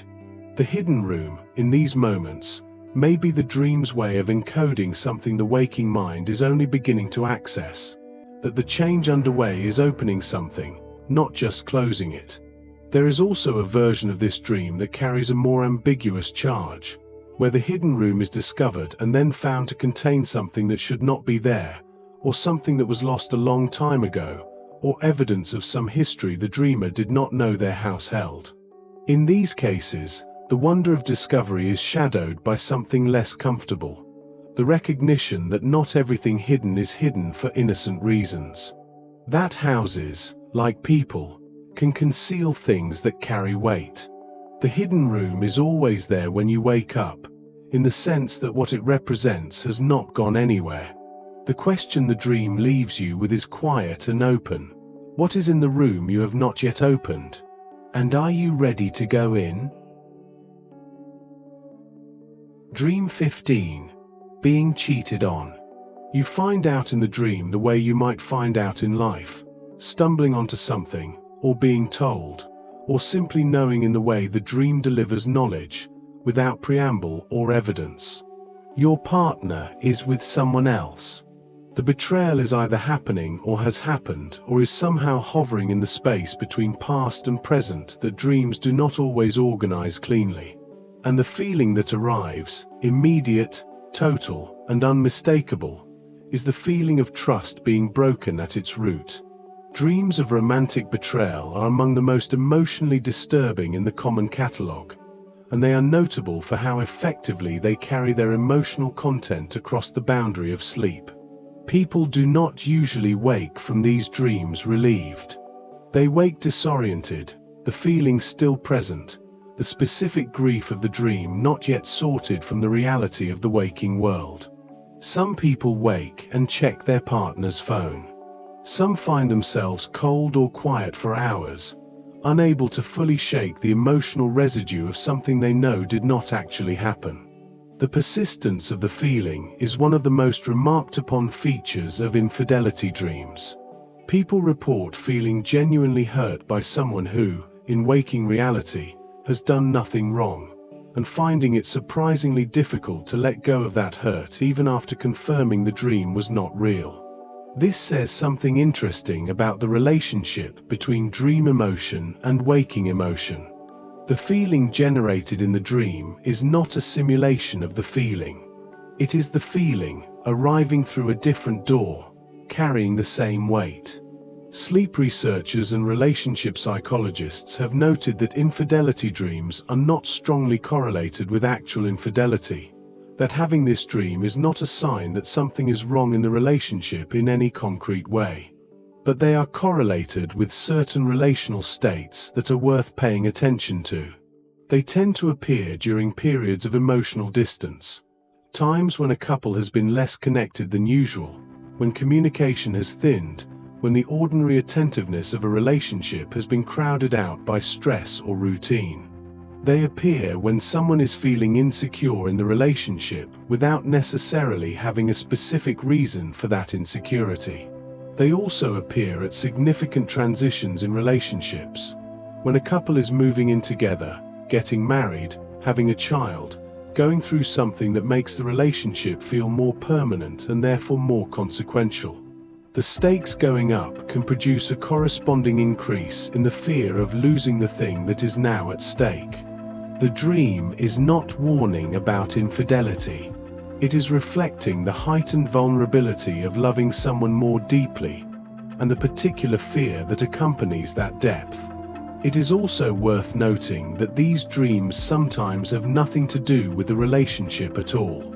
Psychologists who take a broader view of the dream's content have observed that the betrayal in an infidelity dream can sometimes stand in for a different kind of disloyalty. The feeling that someone important has prioritized something else over the dreamer, or that a commitment has been broken in some other domain. A friend who has been unavailable. A collaborator who undermined something. A family member who took someone else's side. The dreaming mind borrows the emotional grammar of romantic betrayal, which is among the most vivid and immediate it has access to represent a different disappointment. What all versions of this dream share is a quality of exposure, of something you trusted revealing itself to be less reliable than you believed. The betrayal in the dream is not just about the other person. It is about the discovery that the ground you were standing on was not as solid as it felt. That the safety you had located in another person was, at some level, a bet you made that has not yet come due but might. You wake up and they are there, asleep beside you, entirely innocent. And the grief of the dream begins to dissolve. But it does not dissolve all at once. Dream 16. Being lost. You are somewhere that should be familiar but is not. A city you have visited before, or a building you work in, or a neighborhood you should know by now. And yet the streets do not connect the way they should. The corridors do not lead where they are supposed to lead. And every turn you take produces a landscape that is wrong in some way you cannot precisely name. You are not in a foreign place. You are in a place that should be known, and the knowledge has failed you, and you cannot find your way back to anything that feels like where you belong. The Lost Dream is one of the most quietly distressing in the catalogue, not terrifying in the way of nightmares that involve threat or violence, but unrelenting in its particular emotional texture. The low, persistent disorientation of not knowing where you are and not being able to find someone who can tell you. It shares structural features with the lateness dream, the sense of needing to be somewhere and not being able to get there. But where the lateness dream is about time, the lost dream is about space. About not being oriented. About having lost the thread that connects you to the places and people that constitute home. Sleep researchers note that being lost dreams cluster during periods of transition, moves to new cities, new jobs, the end of long relationships, any significant life change that has disrupted the geography of a person's ordinary existence. The familiar routes are gone. The usual landmarks no longer apply. The dreaming brain, processing this disruption, generates its most literal available metaphor. A landscape in which navigation has failed and the way home cannot be found. There is also a version of this dream that has nothing to do with external geography. In it, the dreamer is not lost in a city but lost in a building, a hospital, a school, a vast institutional space with corridors that multiply. These settings carry their own associations. Bureaucracy, dependency, being processed by systems that do not know your name. Being lost inside them suggests not just disorientation but a particular kind of helplessness. Being inside a system that is supposed to serve a function and not being able to access that function, or not knowing what the function even is. The people the dreamer encounters in a being lost dream are often either absent or unhelpful. There is no one around, or the people who are around do not speak the same language, or they give directions that the dreamer follows only to find themselves no closer to where they need to be. This feature, the unavailability of help, intensifies the dream's emotional register considerably. Being lost with a guide is a very different experience from being lost alone, and the lost dream almost always emphasizes the alone. Psychologists who work with this dream in a therapeutic context often explore what the dreamer was trying to find, what the destination was before the navigation failed. Sometimes the destination is explicit, a specific address, a specific person, a specific event. Sometimes it is vague. The dreamer knows they need to be somewhere but cannot articulate where, and that vagueness is itself part of the distress. In waking life, this maps onto the experience of feeling directionless, of knowing that forward movement is necessary but not knowing what forward looks like, or what the destination should be. The lost dream is also more common in people who tend to orient their sense of identity around external structures, roles, relationships, institutions, when those structures shift or disappear. The parent whose last child has left home, the professional who has retired, the person whose long relationship has ended. The coordinates that told them where they were in the world have changed, and the dreaming mind is working through what that means in the most spatial language it has. A place that should be known, a map that no longer applies, a self that does not know which direction is home. You wake up and you know exactly where you are. The room, the hour, the person beside you, or the empty space that is familiar too, all of it is immediately legible. The relief is real and proportionate. For a moment, simply knowing where you are feels like enough. Dream 17. Unable to find a bathroom. The need is urgent. You know this. Your body is communicating it clearly and without ambiguity, and you are looking, through corridors, through rooms, through a building that seems to expand the more you search it, for somewhere private and appropriate to address it. And you cannot find one. Or you find one and it is wrong, occupied, or open to public view, or lacking the basic features that would make it functional. The search continues. The urgency does not diminish, and the ordinary solution to an ordinary physical need remains, for the entirety of the dream, just out of reach. The bathroom dream is one of those entries on this list that tends to produce a slightly embarrassed recognition. People know it immediately, have had it, and are mildly surprised to learn that it is not just their own strange experience but something reported by dreamers across cultures and demographics. It is almost universally described as frustrating rather than frightening, though the frustration has an edge of desperation that distinguishes it from ordinary inconvenience. The most straightforward explanation for this dream is physiological, and it is probably the correct one in many cases. The bladder communicates its state to the brain during sleep, and that communication can be incorporated into dream content before it reaches the threshold that wakes the sleeper fully.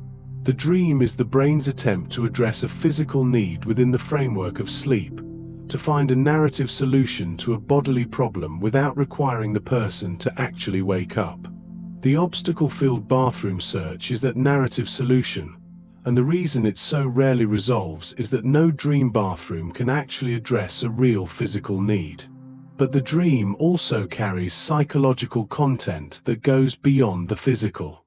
The bathroom, as a social space, is governed by a specific set of rules around privacy, visibility, and bodily function. Rules that are so deeply internalized that most people rarely think about them consciously but would find their violation intensely uncomfortable.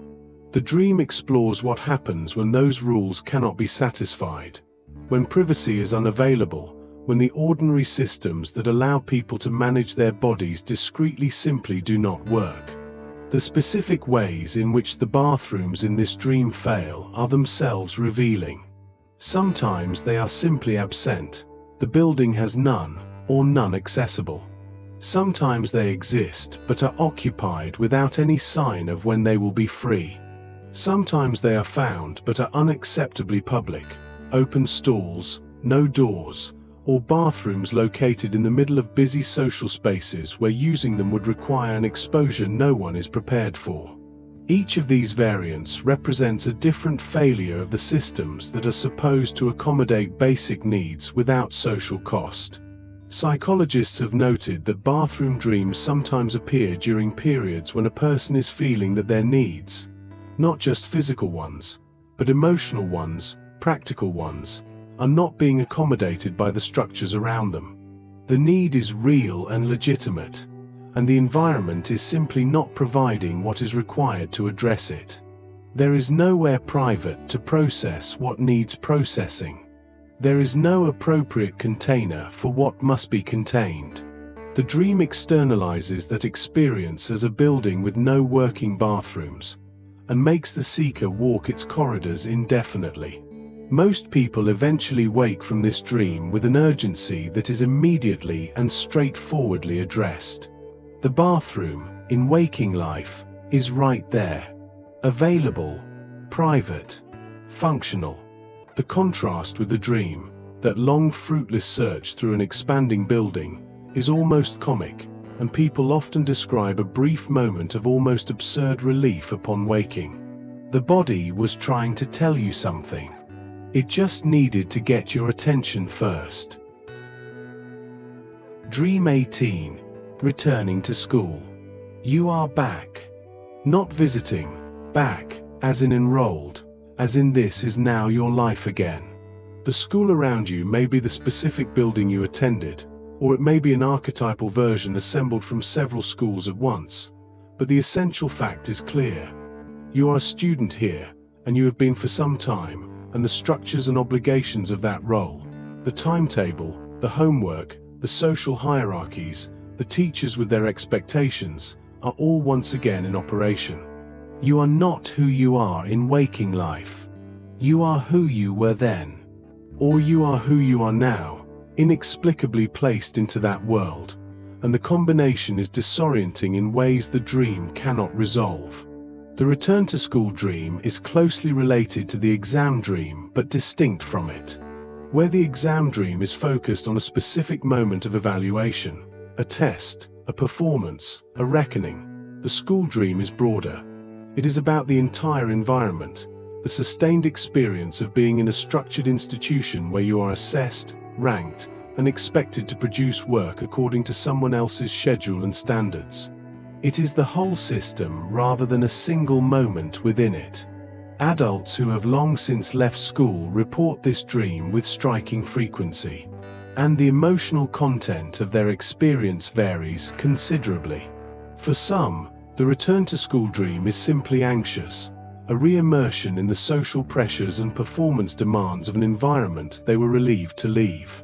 For others, there is something more ambivalent, a sense that being back is not entirely unwelcome, that something about the structure or the simplicity of that period had value that is hard to locate in adult life.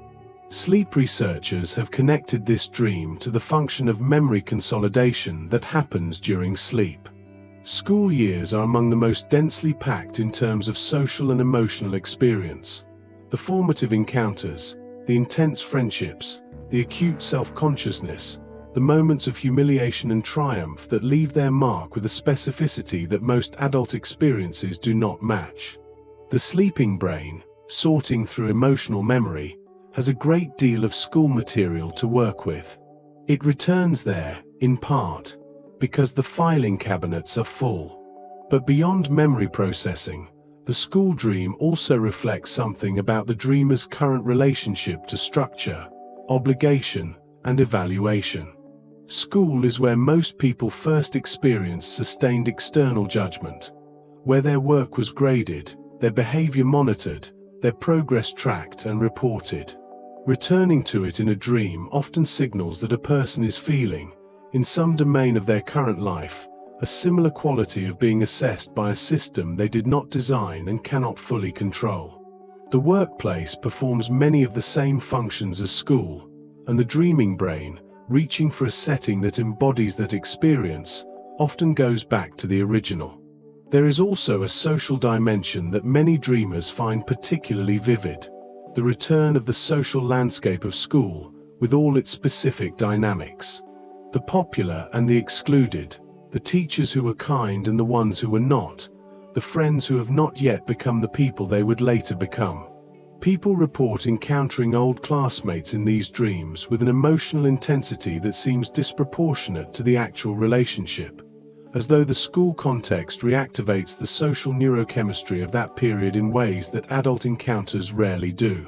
Some people describe a moment in the school dream when they remember that they do not actually belong here, that they are an adult, that they already graduated, that they do not have to be here. Sometimes this realization is liberating. Sometimes it makes no difference at all. The school continues to operate on its own logic, and the dreamer's awareness of their adult status does not grant them any special exemption from its demands. The school dream ends, and you wake up. The relief is real and slightly complicated. You are not back. You are free. And somewhere underneath that freedom is a question the dream quietly left behind. What are you still being evaluated on, and by whom? Dream 19. Spiders or snakes. They are there when you look. In the corner, or on the ceiling, or moving across the floor in a way that is wrong, too fast, or too many, or in a direction that is specifically toward you. The spider or the snake of a dream rarely resembles the ordinary creature exactly. It is larger, or it moves differently, or there are more of them than should be possible in the space, or they seem to possess an intention that animals of their kind do not actually have. They are aware of you, and you are aware of them with a heightened attention that pushes everything else out of the frame. Dreams featuring spiders and snakes are among the most commonly reported animal dreams, and they sit at a particular intersection of the physiological and the symbolic that makes them interesting to examine.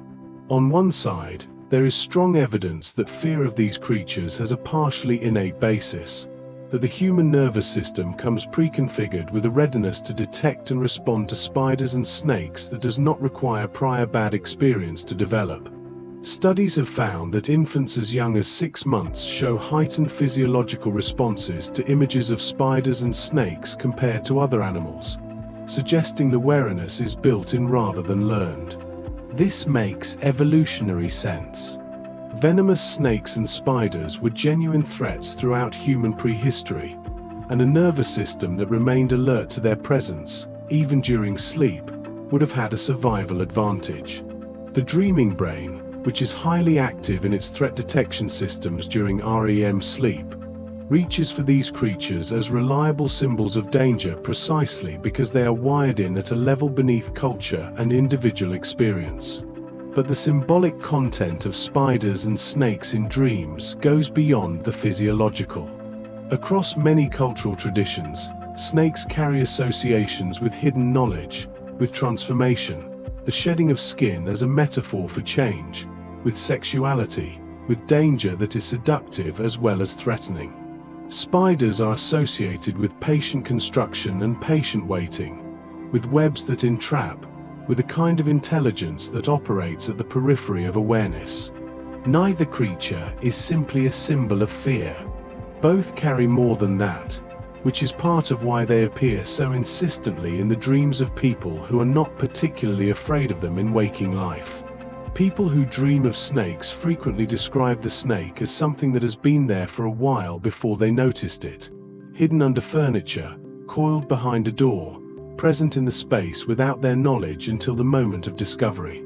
This quality of hidden presence, suddenly revealed, resonates with a particular type of waking anxiety. The sense that something threatening has been operating in the background of one's life without being acknowledged. The snake in the room is not always a snake.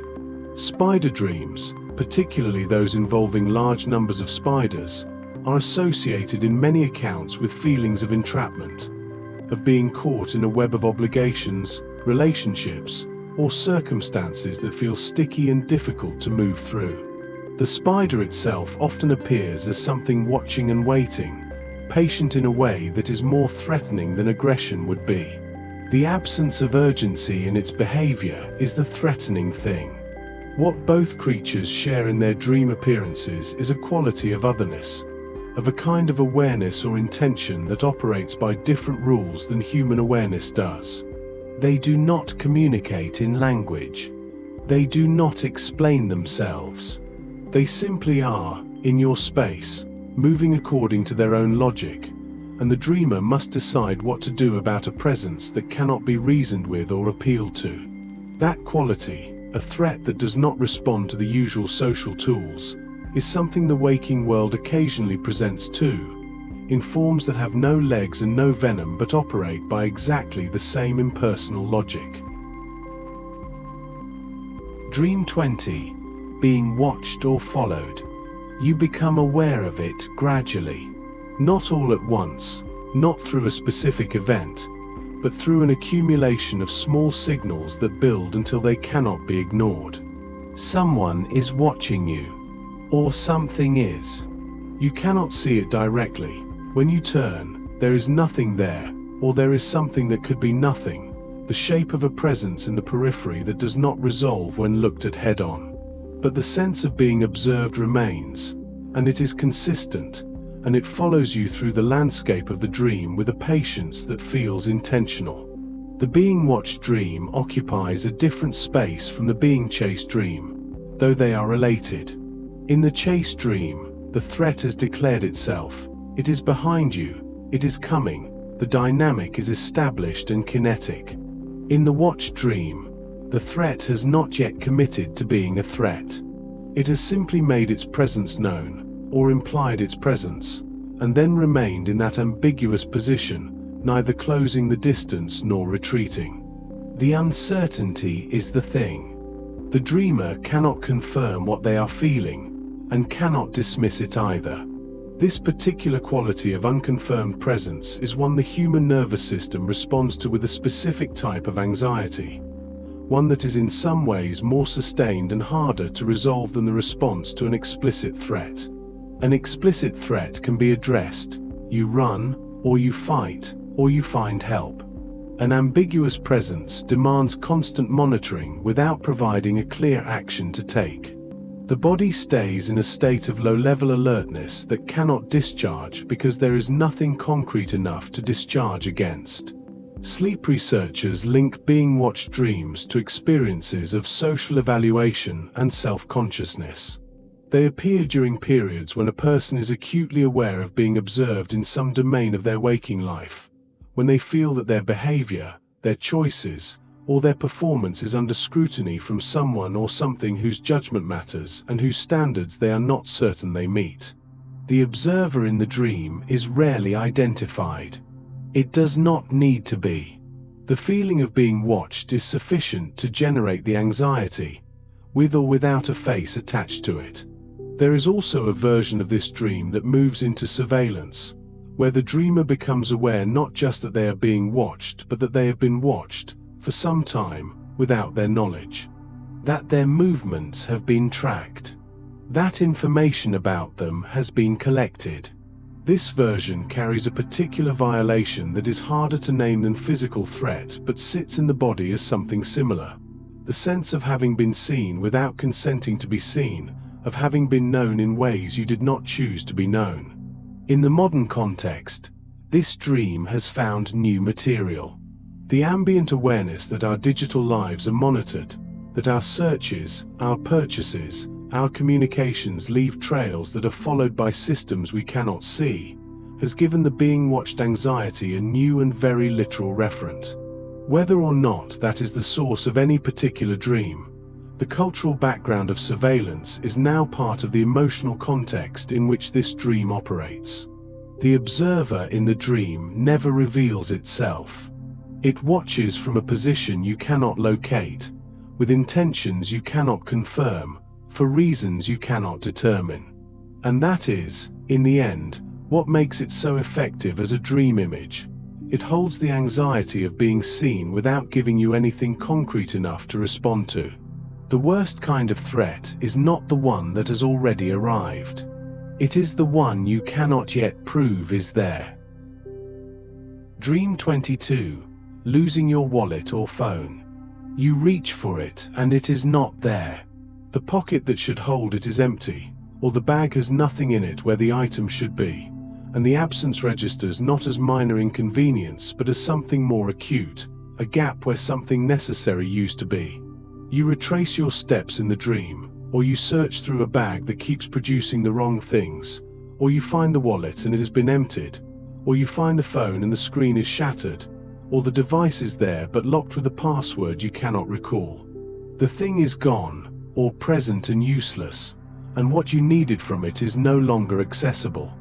This dream is a product of the modern age in a way that most dreams on this list are not. The wallet has been a source of anxiety for as long as people have carried money and identification. The loss of it has always meant being without resources and without proof of who you are. But the phone is newer, and its presence in this dream reflects how completely it has been integrated into the infrastructure of contemporary identity. The modern smartphone is not just a communication device. It is a wallet, a key, a social presence, a memory, a map, a proof of existence across multiple platforms simultaneously. To lose it is to lose access to a remarkable amount of what constitutes a functional self in the current world. Sleep researchers connect this dream to anxieties about identity, resources, and access. Specifically to situations in which a person feels that the tools they rely on to navigate their life are not as secure as they assumed. Financial uncertainty generates wallet dreams. Situations in which social connection feels fragile or under threat generate phone dreams. The loss in the dream is not usually literal. It is rarely about the object itself, but about what the object enables. It is the access that is lost. The ability to pay, to communicate, to be identified, to call for help. There is a specific feature of these dreams that many people report: the searching. The act of going through pockets, through bags, through drawers, retracing steps through a landscape that keeps generating wrong answers. The searching has a compulsive quality. The dreamer cannot stop, even when it is becoming clear that the item is not going to be found through this method. There is a logic the dream is following, that if you look hard enough, in enough places, the thing will be recovered. But the dream environment is not bound by that logic, and the item remains absent regardless of the effort applied. The phone dream carries an additional contemporary layer. The phone is where many people store not just practical resources but emotional ones. Photographs, messages, the archived record of relationships and conversations. To lose it is to lose not just function but history. Some people report phone dreams in which the device is found but shows no record of their contacts, no evidence of their messages, everything intact except the connections, which have been erased without explanation. This version of the dream touches something deeper than inconvenience. It touches the fear of disconnection, of being present in the world but no longer reachable, no longer findable, no longer in the network of people who know where you are. What makes this dream notable is how mundane its imagery is compared to the emotional weight it carries. There is no monster, no cliff, no darkness, just an empty pocket. And yet the feeling it generates, that acute, searching, slightly panicked awareness of having lost something essential, is one of the more reliably unpleasant experiences in the dream catalogue. The smallness of the object makes the vulnerability it reveals more stark, not less. It is a dream about how much depends on things we barely think about, until they are gone. Dream 22. Losing your wallet or phone. You reach for it and it is not there. The pocket that should hold it is empty, or the bag has nothing in it where the item should be, and the absence registers not as minor inconvenience but as something more acute, a gap where something necessary used to be. You retrace your steps in the dream, or you search through a bag that keeps producing the wrong things, or you find the wallet and it has been emptied, or you find the phone and the screen is shattered, or the device is there but locked with a password you cannot recall. The thing is gone, or present and useless, and what you needed from it is no longer accessible. This dream is a product of the modern age in a way that most dreams on this list are not. The wallet has been a source of anxiety for as long as people have carried money and identification. The loss of it has always meant being without resources and without proof of who you are. But the phone is newer, and its presence in this dream reflects how completely it has been integrated into the infrastructure of contemporary identity. The modern smartphone is not just a communication device. It is a wallet, a key, a social presence, a memory, a map, a proof of existence across multiple platforms simultaneously. To lose it is to lose access to a remarkable amount of what constitutes a functional self in the current world. Sleep researchers connect this dream to anxieties about identity, resources, and access. Specifically to situations in which a person feels that the tools they rely on to navigate their life are not as secure as they assumed. Financial uncertainty generates wallet dreams. Situations in which social connection feels fragile or under threat generate phone dreams. The loss in the dream is not usually literal. It is rarely about the object itself, but about what the object enables. It is the access that is lost. The ability to pay, to communicate, to be identified, to call for help. There is a specific feature of these dreams that many people report: the searching. The act of going through pockets, through bags, through drawers, retracing steps through a landscape that keeps generating wrong answers. The searching has a compulsive quality. The dreamer cannot stop, even when it is becoming clear that the item is not going to be found through this method. There is a logic the dream is following, that if you look hard enough, in enough places, the thing will be recovered. But the dream environment is not bound by that logic, and the item remains absent regardless of the effort applied. The phone dream carries an additional contemporary layer. The phone is where many people store not just practical resources but emotional ones. Photographs, messages, the archived record of relationships and conversations. To lose it is to lose not just function but history. Some people report phone dreams in which the device is found but shows no record of their contacts, no evidence of their messages, everything intact except the connections, which have been erased without explanation. This version of the dream touches something deeper than inconvenience. It touches the fear of disconnection, of being present in the world but no longer reachable, no longer findable, no longer in the network of people who know where you are. What makes this dream notable is how mundane its imagery is compared to the emotional weight it carries. There is no monster, no cliff, no darkness, just an empty pocket. And yet the feeling it generates, that acute, searching, slightly panicked awareness of having lost something essential, is one of the more reliably unpleasant experiences in the dream catalogue. The smallness of the object makes the vulnerability it reveals more stark, not less. It is a dream about how much depends on things we barely think about, until they are gone. Dream 23. Fire. The fire is already burning when you become aware of it. Not always a raging inferno. Sometimes it begins as something small, a flame in a corner, smoke from behind a door. But the knowledge arrives quickly that it is beyond what can be simply put out, that it is growing, that the building or the space you are in is no longer safe in the way it was a moment ago. There are people inside, or there might be. There are things that cannot be replaced. And the fire is not waiting for any of that to be resolved before it continues doing what fire does. Fire dreams occupy a complex emotional space because fire itself is a complex symbol, perhaps the most ambivalent in the catalogue of human experience. It destroys and it warms. It consumes and it transforms. It is the thing that cooked the food that made civilization possible and the thing that burned the cities that civilization built. The dreaming mind reaches for fire when it needs an image that holds both destruction and energy simultaneously.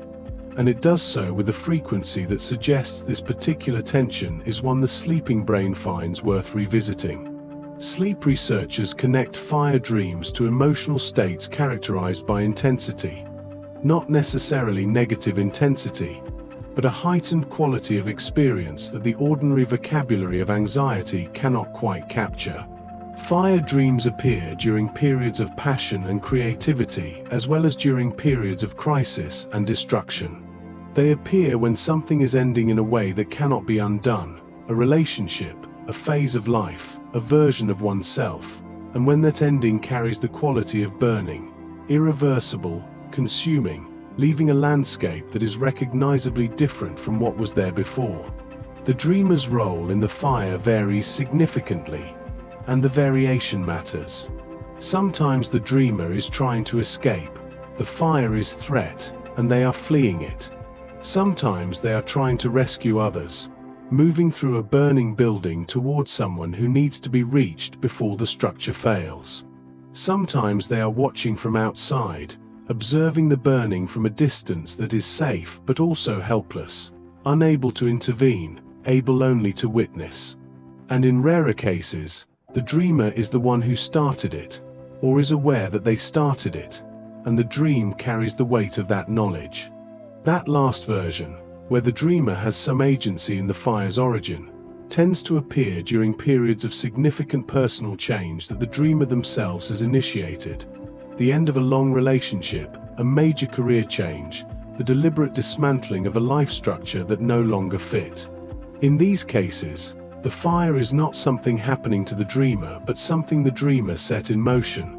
And the dream holds both the necessity of the burning and the grief of watching what burns. There is an ancient and cross-cultural association between fire and purification. The idea that what fire destroys, it also cleanses, that the ash it leaves is a kind of preparation for what comes next. This reading is not always available during the dream itself, when the fire is simply consuming and the dreamer is simply afraid. But it sometimes becomes available afterward, in the waking reflection on what was burning and what, if anything, was left behind. Fire does not negotiate. It does not wait. It takes what is available to it and transforms everything it touches into something that cannot be restored. There is a certain honesty in that, a clarity about irreversibility that most of life's processes are careful to obscure. The fire dream removes the obscuring. It shows you something burning, and it asks you to look at what it is. Dream 24. Visiting a deceased loved one. They are there. That is the first thing. Before the setting, before anything else that happens in the dream, they are simply there, present in a way that carries its own weight. The person who died is in the dream, alive in the way that people are alive in dreams. Completely, without qualification, without the slight unreality that might allow you to remember, even within the dream, that they are supposed to be gone. They speak, or they are silent. They hold you, or they are at a distance. They are as they were, or they are different in some way, younger, or calmer, or freed of whatever it was that the last part of their life cost them. But they are there. Dreams in which deceased loved ones appear, what grief researchers sometimes call visitation dreams, are among the most emotionally significant dream experiences people report, and they are also among the most culturally laden. Across virtually every tradition that has developed a relationship to dreams, the appearance of the dead in sleep has been treated as significant, as communication, as visitation, as a connection between the living and whatever comes after. The specific interpretation varies enormously. The emotional weight does not. Contemporary sleep researchers approach these dreams through the lens of grief processing and memory consolidation. The brain, during REM sleep, works extensively with emotionally significant memories, replaying, integrating, finding places for experiences that have not yet been metabolized. The loss of someone important is one of the most emotionally significant experiences most people will undergo. It is not surprising, then, that the person who was lost appears in sleep, that the dreaming brain, with its enormous archive of memories involving that person, continues to generate their presence in the simulations it runs at night. What is notable about visitation dreams, however, is how different they tend to feel from other grief experiences. Many bereaved people describe them as qualitatively distinct from ordinary dreams, more vivid, more coherent, more emotionally present. The person in the dream feels real in a way that most dream figures do not. The encounter feels like an encounter, not like a representation of one. Whether this reflects something about how the brain encodes deeply significant people, or something else entirely, is a question that sleep science has not fully answered. The content of these dreams is often simple. A conversation, a moment of ordinary shared activity, the deceased person doing something characteristic of who they were, cooking, working, sitting in a chair they always sat in. Sometimes the dream carries information. The person says something the dreamer needed to hear, offers a reassurance or a piece of advice that arrives with unusual clarity. Other times, nothing significant is said at all, and the value of the dream lies entirely in the fact of the presence, in having been, for the duration of the dream, simply in the same room as someone who is gone. Grief researchers have documented that visitation dreams are generally experienced as positive by the bereaved, that they tend to reduce grief symptoms rather than intensify them, and that many people who have them describe them as a source of comfort. The waking that follows is often painful, because the dream's version of presence is replaced by the waking world's version of absence. But the dream itself is frequently described as a gift, even by people who are not certain of what it means or where it comes from. Whatever the mechanism, something in the mind refuses to simply release the people who mattered. It keeps them alive in sleep, in a space where the rules are different and the endings have not yet been written in permanent ink. The dream gives back, for a few hours, what waking life has taken. And for those who have lost someone irreplaceable, that is not nothing. That is, sometimes, everything. Dream 25. Being trapped. The room is smaller than it should be, or it has become smaller since you entered it. Or the door that was there a moment ago is no longer where you left it, or it is there but will not open, the handle turning without engaging anything on the other side. Or the walls are moving, slowly, steadily, in the particular dream physics way that conveys not the speed of a trap closing but the inevitability of one. You are inside a space that is not letting you leave, and the space is either getting smaller or simply asserting its refusal more clearly, and every action you take to exit produces something other than an exit. Being trapped dreams appear in a remarkable variety of settings: sealed rooms, caves, cars that will not unlock, underground spaces, elevators that stop between floors and will not move. The specific container changes. The essential experience does not. The dreamer is inside something and cannot get out, and the impossibility of getting out is total rather than merely difficult. This is not a locked door for which a key might be found. It is a lock that operates by different rules, one that does not respond to force, or to logic, or to the perfectly reasonable desire to simply leave. Sleep researchers connect trapped dreams to experiences of feeling constrained in waking life, to situations in which a person sees no available path out of a circumstance they would leave if they could. This can be a relationship, or a job, or a living situation, or a set of obligations that have accumulated to the point where they constitute walls. It can be a phase of life that is simply not over yet, regardless of how ready the person is for it to be. The trap in these dreams is almost always one the dreamer did not design and does not want, but is nonetheless inside. There is a related but distinct variant in which the dreamer is not alone in the trap, where other people are present, either also trapped or simply occupying the same constrained space without appearing to notice or mind. This version is often described as more distressing than the solitary version, because the dreamer is contending not only with their own entrapment but with the incongruence of being in distress in a space that others apparently find acceptable. The loneliness of minding something that no one else seems to mind is its own form of constriction. Claustrophobia, the fear of enclosed spaces, has an obvious relationship to this dream, and people with claustrophobic tendencies report it more frequently. But the dream appears across a much broader population than those with diagnosed claustrophobia, which suggests that the fear of entrapment runs deeper and wider than the specific fear of small spaces. It is, at its root, a fear about freedom, about the removal of the option to leave, to change, to move towards something different. That fear is not pathological. It is, in many circumstances, entirely rational. Dreams of being trapped increase during periods when the dreamer feels that the options available to them have narrowed significantly, when decisions made at earlier points have produced circumstances that now limit what is possible, or when external constraints have reduced the degrees of freedom that were previously assumed. The dream maps that experience onto physical space, a room that is getting smaller, a door that was there and is now gone, a container that has no exit. The exit, when it comes, is usually waking. Not a found door, not a broken wall, not a discovered route. Just the abrupt end of the dream and the return to a space that has no ceiling pressing down, no walls moving inward, no lock that cannot be turned.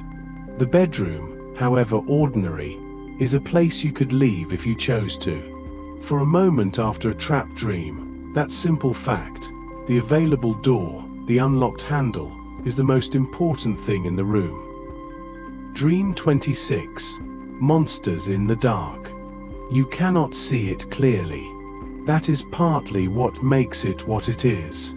If it had a face you could describe, a body with fixed dimensions, a shape that held still long enough to be catalogued and named, it would be something different, something with edges, something that could in principle be understood. But the monster in the dark does not offer itself for understanding. It is there, somewhere in the room or just beyond the doorway or behind you in a way that makes turning around feel like exactly the wrong thing to do. It is present the way a pressure is present, the way a drop in temperature is present, not seen but known, not confirmed but impossible to doubt. Monster dreams are among the oldest documented dream experiences in human history. They appear in ancient texts, in medieval dream manuals, in the recorded experiences of children in every culture where such records have been kept. The specific form of the monster varies enormously across time and place. It has been a dragon, a demon, an enormous animal, a figure from local mythology, a shapeless darkness. But the essential structure of the experience does not change. Something that should not exist is present in the dreamer's world, and it intends them harm. Children report monster dreams with particular frequency, which makes intuitive sense. Children are still in the process of building a model of what is real and what is not, of what the world does and does not contain. And their nervous systems have not yet fully learned to dismiss the signals that say something large and threatening is nearby. The dark room, the sound from the hallway, the shadow that moves, these are processed with a seriousness that adult brains usually override. The monster dream is, in this view, the dreaming child's threat detection system doing what it was built to do, without the moderating influence of experience that has not yet accumulated. But adults have monster dreams too, and their monsters are often less clearly defined than the ones children report. The adult monster tends toward abstraction, toward presence and atmosphere rather than specific form. This may reflect something about what adult anxiety is actually like, less about specific named threats and more about diffuse, unnamed ones. The thing that is wrong at work that has not yet resolved into a specific problem. The relationship that carries attention no one has named directly. the health concern that has not yet been turned into a diagnosis.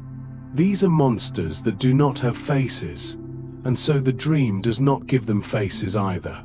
Sleep researchers working in the threat simulation framework propose that monster dreams serve the same preparatory function as other threat dreams, that they rehearse the emotional and physiological response to danger, keeping the alarm systems calibrated. But there is something specifically interesting about the monster's refusal to be defined.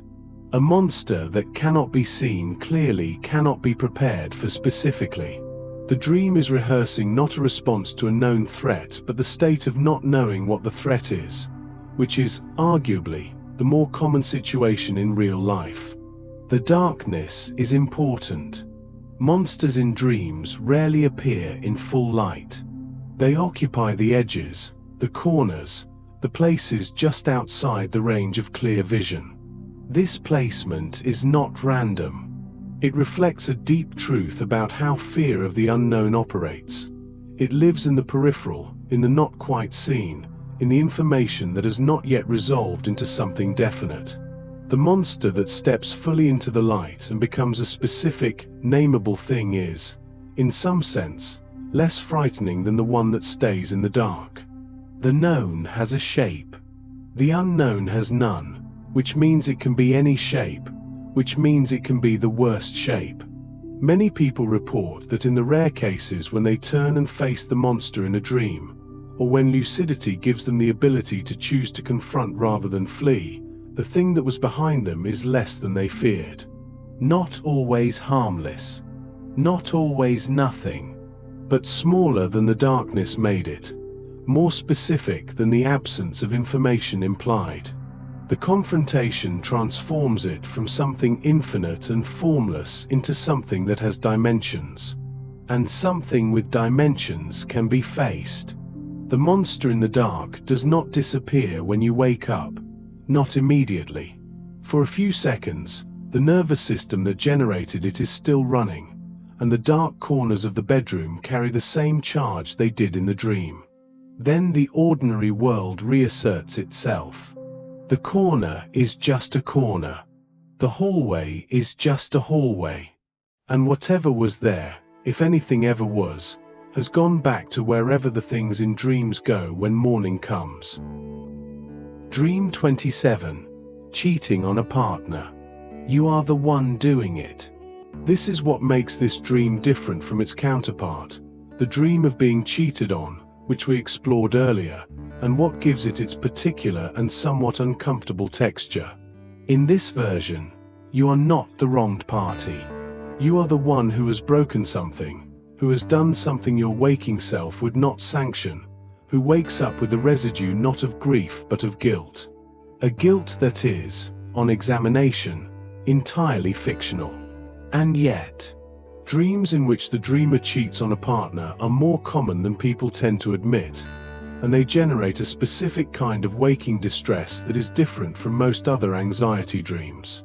The discomfort is not fear, nothing is chasing you, nothing is falling, but something more socially and morally charged, the feeling of having done something wrong, even after confirming that no wrong was actually done. People describe waking from these dreams feeling guilty, feeling ashamed, feeling an irrational need to apologize to someone who has no idea why they would be being apologized to.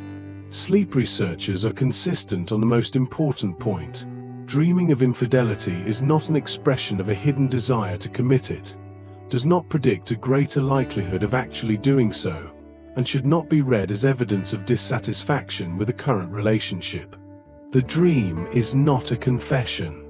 It is a construction, built from emotional material the dreaming brain is working with, which may have nothing to do with the content of the dream itself. What psychologists have found, however, is that these dreams are associated with feelings of guilt or conflict that exist in other domains of the dreamer's life. A person who has been prioritizing work over their relationship may dream of infidelity, not because they want to betray their partner, but because some part of them registers that they have already been giving their attention and energy to something else at the relationship's expense. A person who has been less present, less honest, or less available than they would like to be may find the dream encoding that awareness in its most dramatic available form. The person with whom the dreamer cheats is itself often revealing. Sometimes it is a stranger, someone whose only function in the dream is to be the wrong person. Sometimes it is someone known, a friend, a colleague, a person the dreamer has no actual romantic interest in but who occupies some significant position in their waking life. And sometimes it is someone from the past, a former partner, a person from an earlier chapter, which often reflects not lingering desire but the dreaming brain's tendency to reach for familiar material when constructing emotionally complex scenarios. What the dream often captures is something about division, about being pulled in more than one direction, about having competing loyalties or desires that cannot all be fully honored simultaneously. Infidelity is, at its structural core, a failure of singularity, the choosing of something else when you have already committed to this, and the experience of feeling pulled between commitments, between people, between versions of oneself, between what was chosen and what might have been chosen differently, is one that the dreaming mind reaches for infidelity to express. The guilt that follows waking is, in a strange way, worth paying a little attention to, not as evidence of wrongdoing, but as a signal that the dreaming mind was processing something about loyalty, attention, or the distribution of the self across competing demands. What was the dream actually about? What was the other thing you were giving yourself to? The answer to that question is usually more interesting than the infidelity itself, and considerably more honest. Dream 28. Having superpowers. You discover it the way you discover things in dreams, not through practice or revelation, but through suddenly doing it. Your hand moves and something responds that would not respond in waking life. You concentrate and objects shift. You run and the speed is wrong, in the best possible way, faster and more effortless than any speed the body should be capable of. Or you think of somewhere else and you are there. Or you reach into a situation that is breaking and find that you have exactly what is needed to hold it together. The power is not explained. It is simply yours, and it fits, and for the duration of the dream you are someone who can do things that cannot be done. Superpower dreams share the positive emotional register of flying dreams, and they are closely related. Both involve the dream granting the dreamer capacities that exceed what the waking world allows. But where flying dreams are primarily about freedom and perspective, superpower dreams tend to be about agency and efficacy, about being able to do something in a situation that normally resists intervention, about having an effect that matches the scale of what is needed.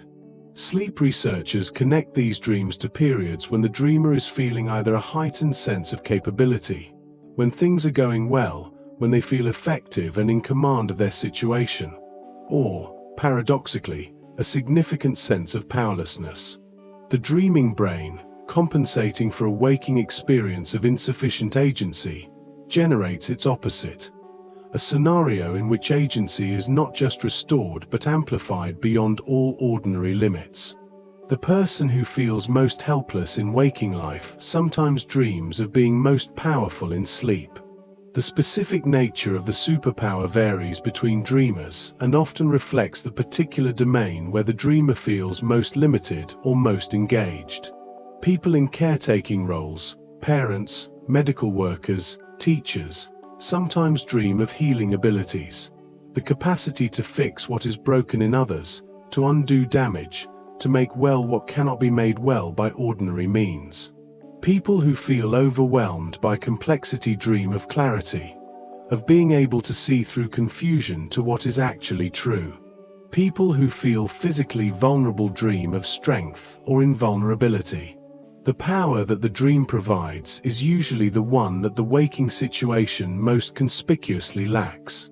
There is a social dimension to these dreams that is worth noting.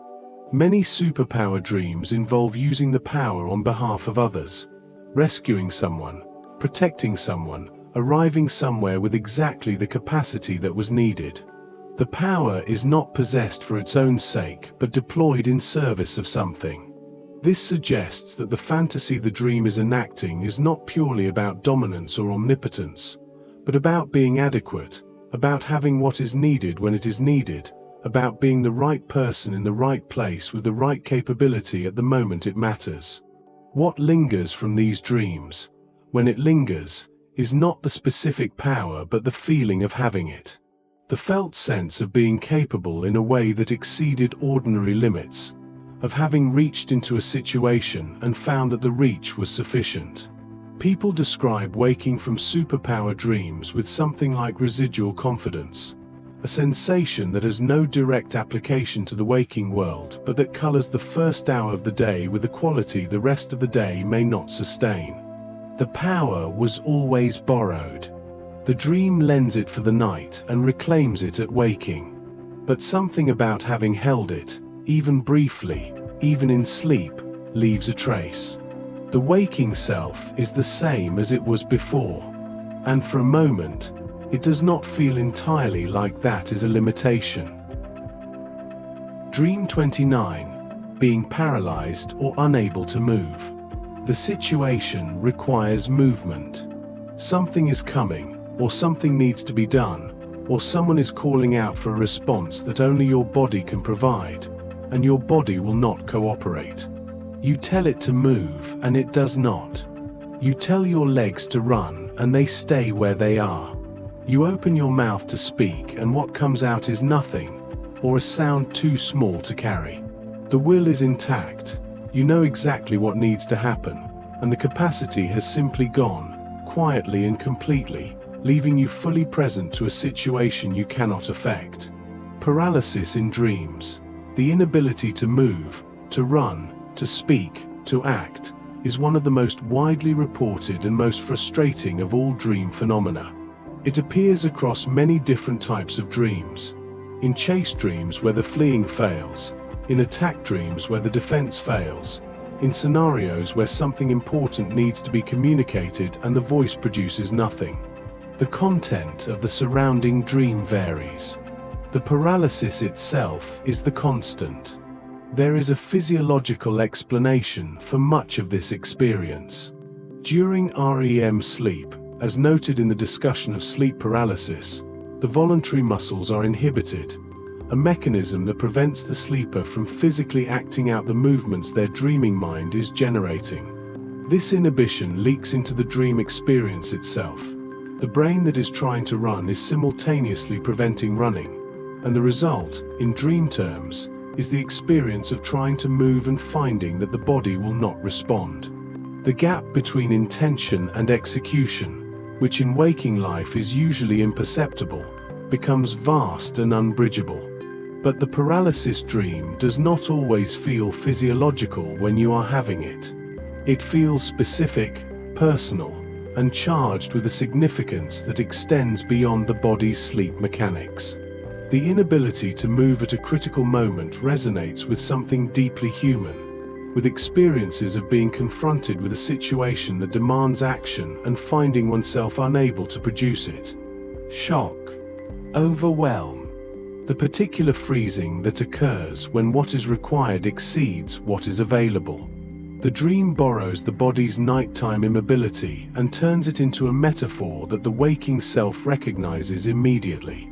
The voice that fails is a variant worth particular attention. Dreams in which the dreamer tries to cry out for help, in warning, in response to something that demands a vocal response, and finds their voice producing nothing, or producing only a thin whisper inadequate to the situation, appear with striking regularity among people who feel unheard in their waking lives. People whose contributions at work are consistently overlooked. People in relationships where their attempts to communicate something important keep failing to land. People who feel they have something to say and have not found the audience or the words or the moment that would allow them to say it effectively. The dream gives their experience a body and a physics. There is something philosophically unsettling about this dream that goes beyond its immediate frustration.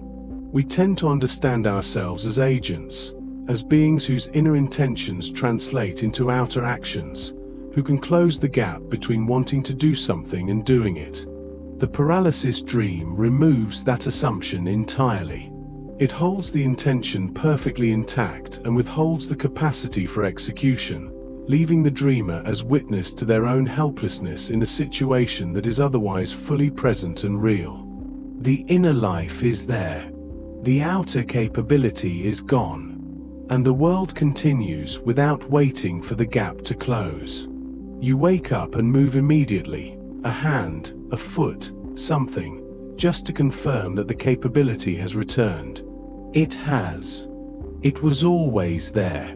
The dream only borrowed it for a while, to show you what its absence feels like, and to leave you with a moment of gratitude for a body that, in ordinary waking life, does what you ask of it. Dream 30, the end of the world. It is ending. Not in the way that days end, or relationships end, or even lives end, all of which are partial, all of which leave something remaining after them. This is the other kind of ending. Total, without remainder, the cessation of the context in which everything else exists. The sky is wrong in a way that cannot be corrected. The light is different, or gone entirely, or the wrong color for what light should be. There is a sound, or a silence, that carries the quality of finality. Not just that something is ending, but that the capacity for things to continue is itself being withdrawn. And you are awake inside it, watching it happen, knowing what it is. End-of-the-world dreams are the grandest in scale of all the common dream experiences. And they are, in a way, the logical conclusion of the anxiety dream's tendency toward totality. Where other anxiety dreams place specific things at risk, your teeth, your relationship, your ability to get somewhere on time, the apocalyptic dream places everything at risk simultaneously. There is no partial loss here, no recoverable situation, no morning after in which some things are intact and the damage can be assessed and addressed. The loss is complete. The ending is the ending. Sleep researchers have tracked a clear correlation between apocalyptic dreaming and periods of collective anxiety. Times when large numbers of people are simultaneously processing fears about the stability of the world they live in. Studies of dream content following major global events, wars, pandemics, financial crises, periods of significant political upheaval, consistently show increases in end-of-the-world dream content across populations. The individual dreamer is not simply processing their personal anxieties. They are, in some sense, dreaming the anxieties of their time. What takes the world in these dreams varies. Sometimes it is an astronomical event, a sun that has gone wrong, an impact from outside the atmosphere. Sometimes it is human-made, war, environmental catastrophe, a plague that has spread beyond all containment.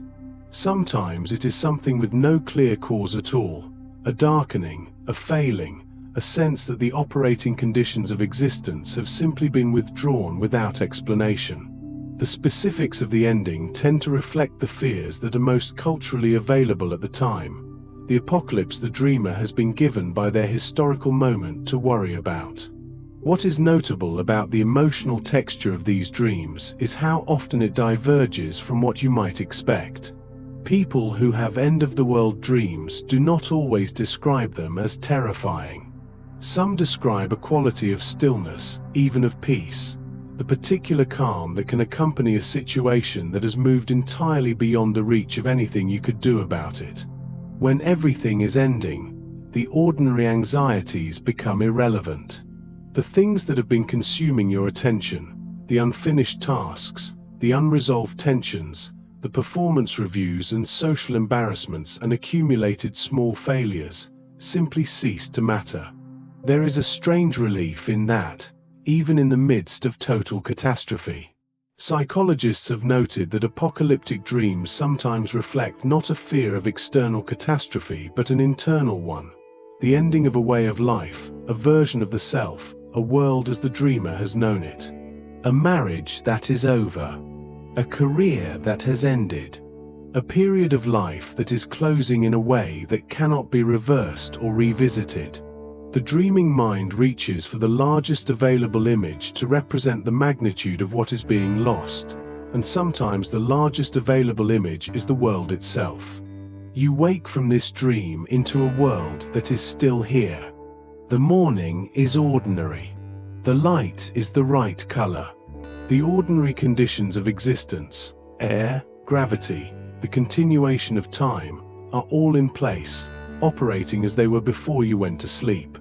For a moment, the sheer unremarkable persistence of the world feels like something close to a miracle. Everything that was ending in the dream is still here. The coffee is still possible. The people you love are still reachable. The day is still ahead of you, open and unwritten. The end-of-the-world dream sends you back into your life with a clarity that ordinary mornings rarely provide. Everything that is here, all of it, even the difficult parts, is here because the world is still continuing. That is not guaranteed. The dream knows this. And having visited the alternative, even briefly, even in sleep, you know it a little better too. Dream 31. Being pregnant. You know in the way the dream delivers its certainties. Completely, without preamble, without the gradual accumulation of evidence that waking life requires. You are pregnant. The knowledge sits in the body as a physical fact, not as an idea being considered. And then, from that fact, the dream begins to generate its emotional weather, which may be wonder, or fear, or a confusion that holds both at once, or something more complicated still. The particular feeling of carrying something that has not yet arrived but is already, undeniably, changing everything. Pregnancy dreams are among the most commonly reported dream experiences for people of all genders and reproductive circumstances. Women who are not pregnant have them. Men have them. People who have no wish to have children have them. And people who want children intensely have them, and people who have already had their children and are long past the relevant biology have them. The dream is not making a biological announcement. It is using the imagery of pregnancy, of carrying something new inside you, of something growing that will eventually require everything to change, to speak about something else. Sleep researchers and psychologists have consistently linked pregnancy dreams to periods of significant creative or personal development. The dream appears when something new is being built, a project, a relationship, an idea, a version of the self that does not yet fully exist but is unmistakably underway. The pregnancy metaphor is, in this reading, the dreaming mind's most direct available image for the experience of gestation. Of holding something that is not yet ready to be born, that is growing on its own schedule, that requires patience and a particular kind of tending rather than the kind of active effort the waking world usually rewards. The emotional register of the pregnancy in the dream is significant. A pregnancy experienced as joyful often accompanies waking periods of genuine creative excitement. Times when something is coming together and the dreamer is aware of it. When the new thing is wanted and its approach is welcome.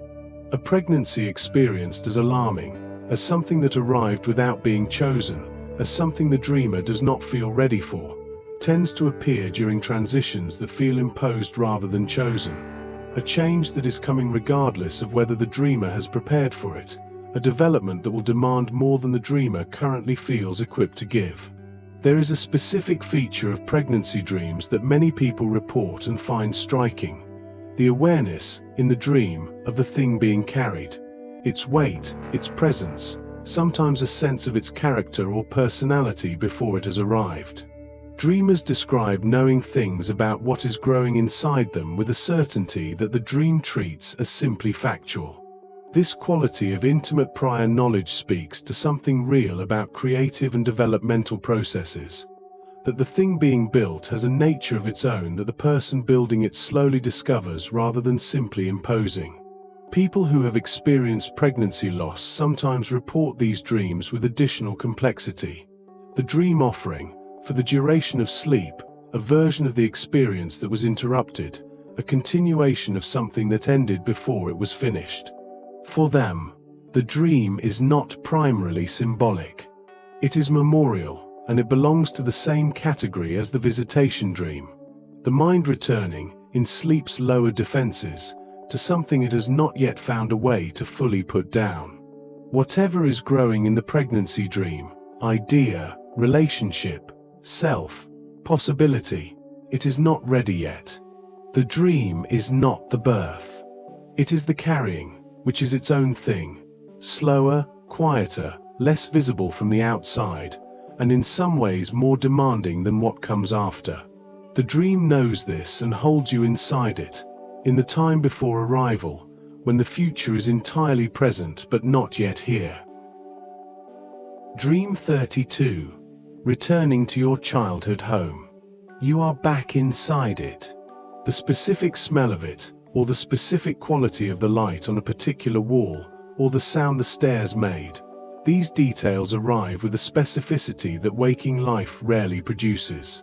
The house is as it was, or as it was in some version that compounds several periods of its existence into one, the way dream architecture always does.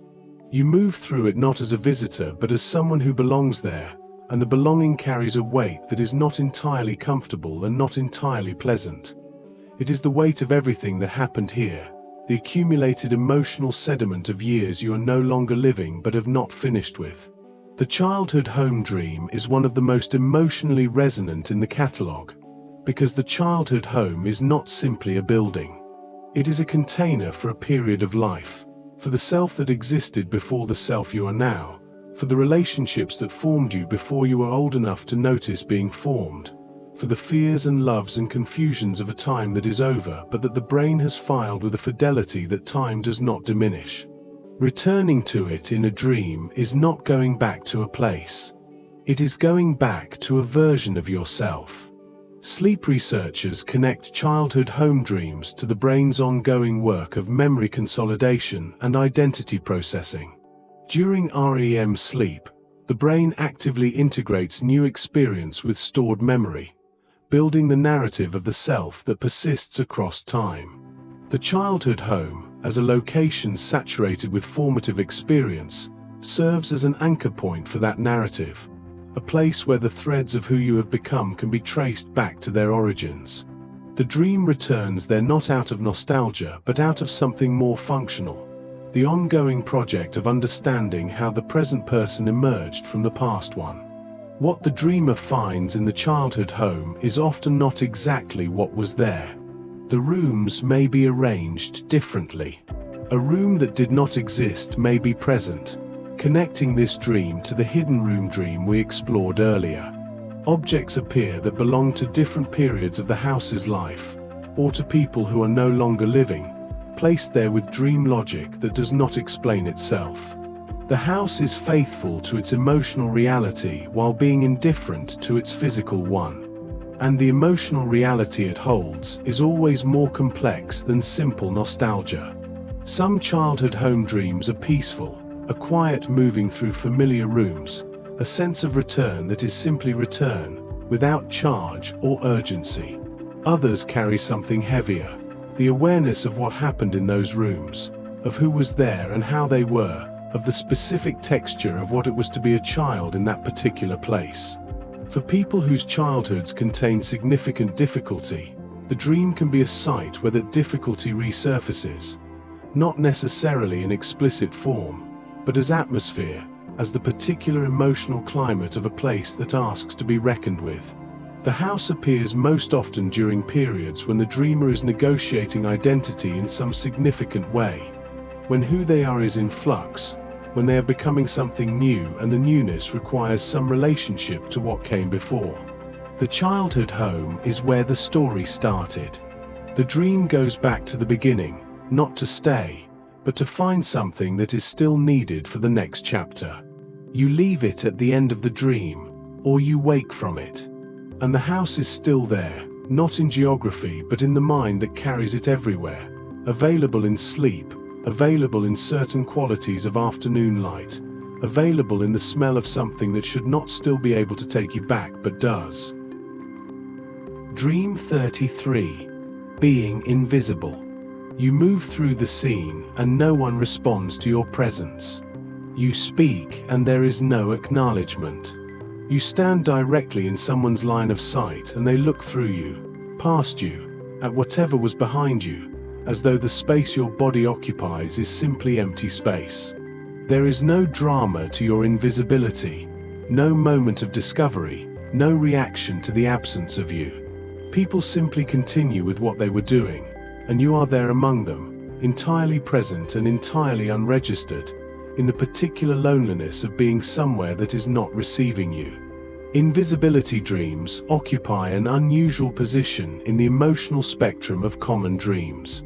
Unlike most of the experiences on this list, they are not straightforwardly negative.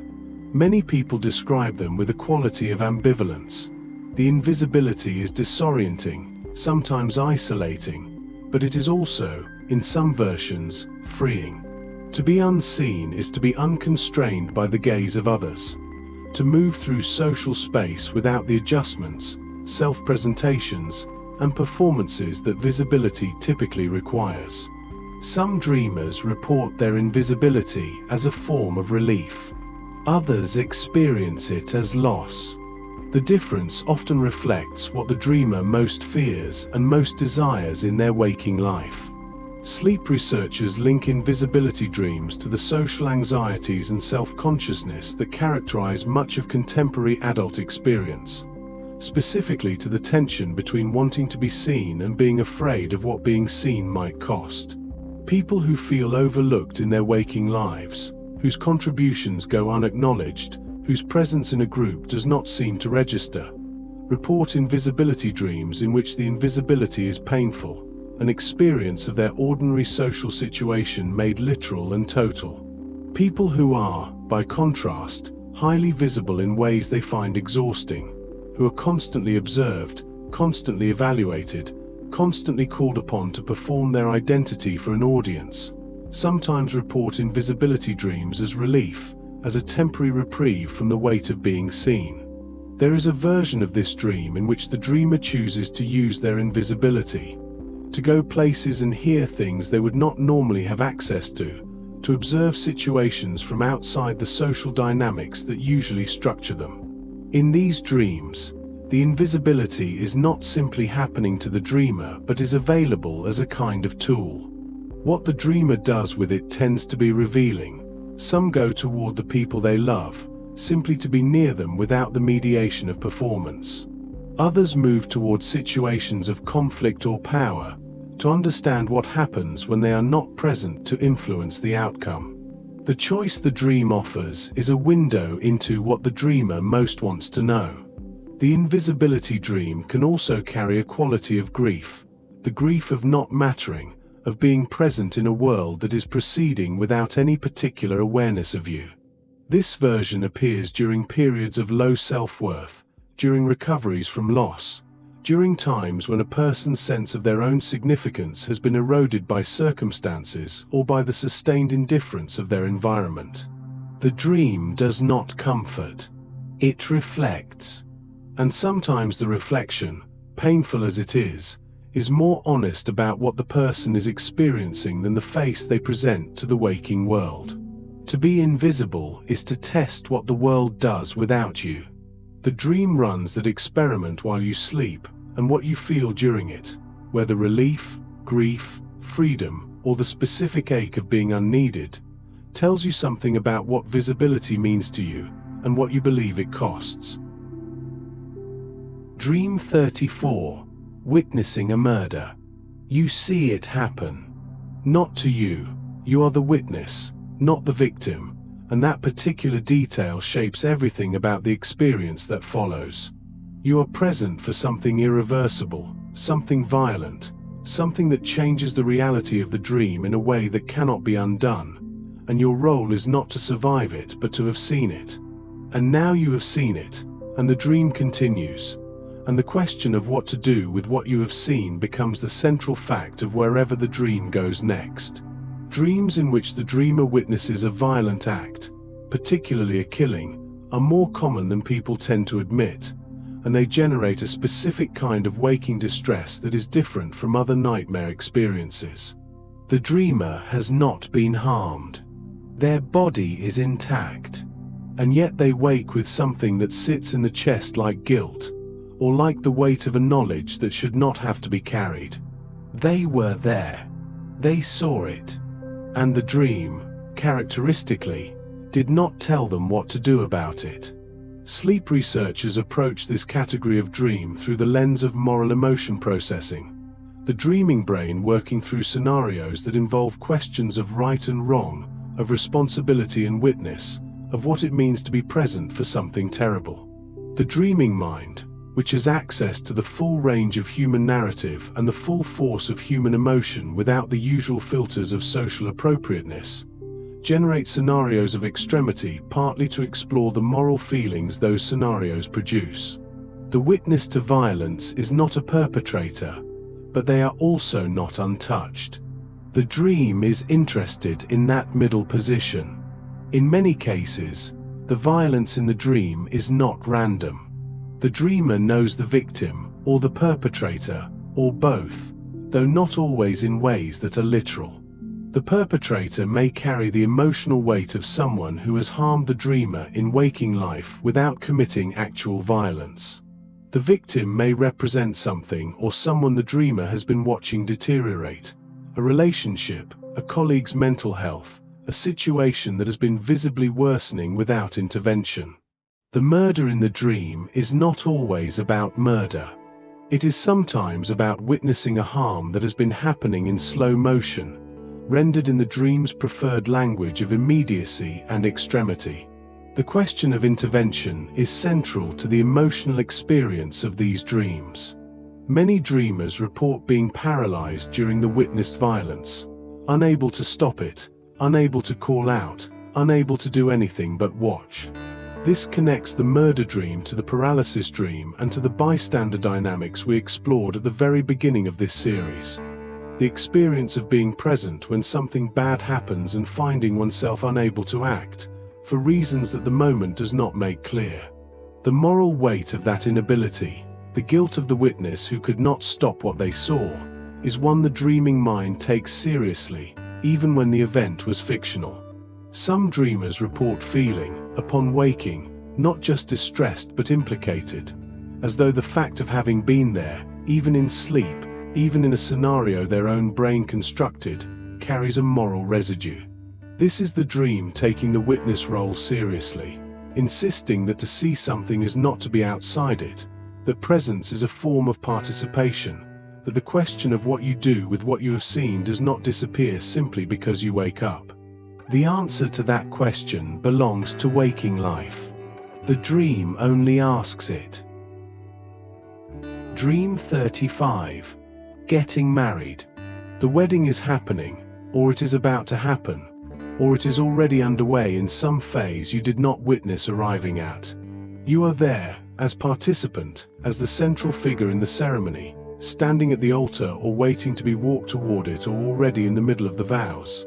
And the event is organized around a moment of commitment that is, in the logic of weddings and of this dream, supposed to be the most certain thing, the definitive yes, the public promise, the choosing that is supposed to end the choosing.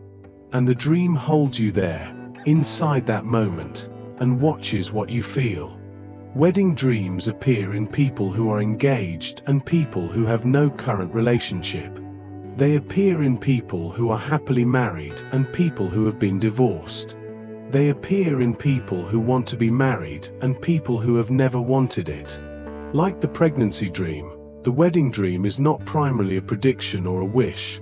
It is the dreaming mind using the imagery of commitment, of public choice, of the formalization of a bond, to explore something about the dreamer's relationship to those concepts. Sleep researchers have connected wedding dreams to periods of significant decision-making and life transition, specifically to moments when the dreamer is facing choices that feel large and durable, choices whose consequences will persist into a future that cannot yet be fully seen. The wedding as dream image is the ceremony of commitment, the moment when you say yes to something in a way that is intended to be binding.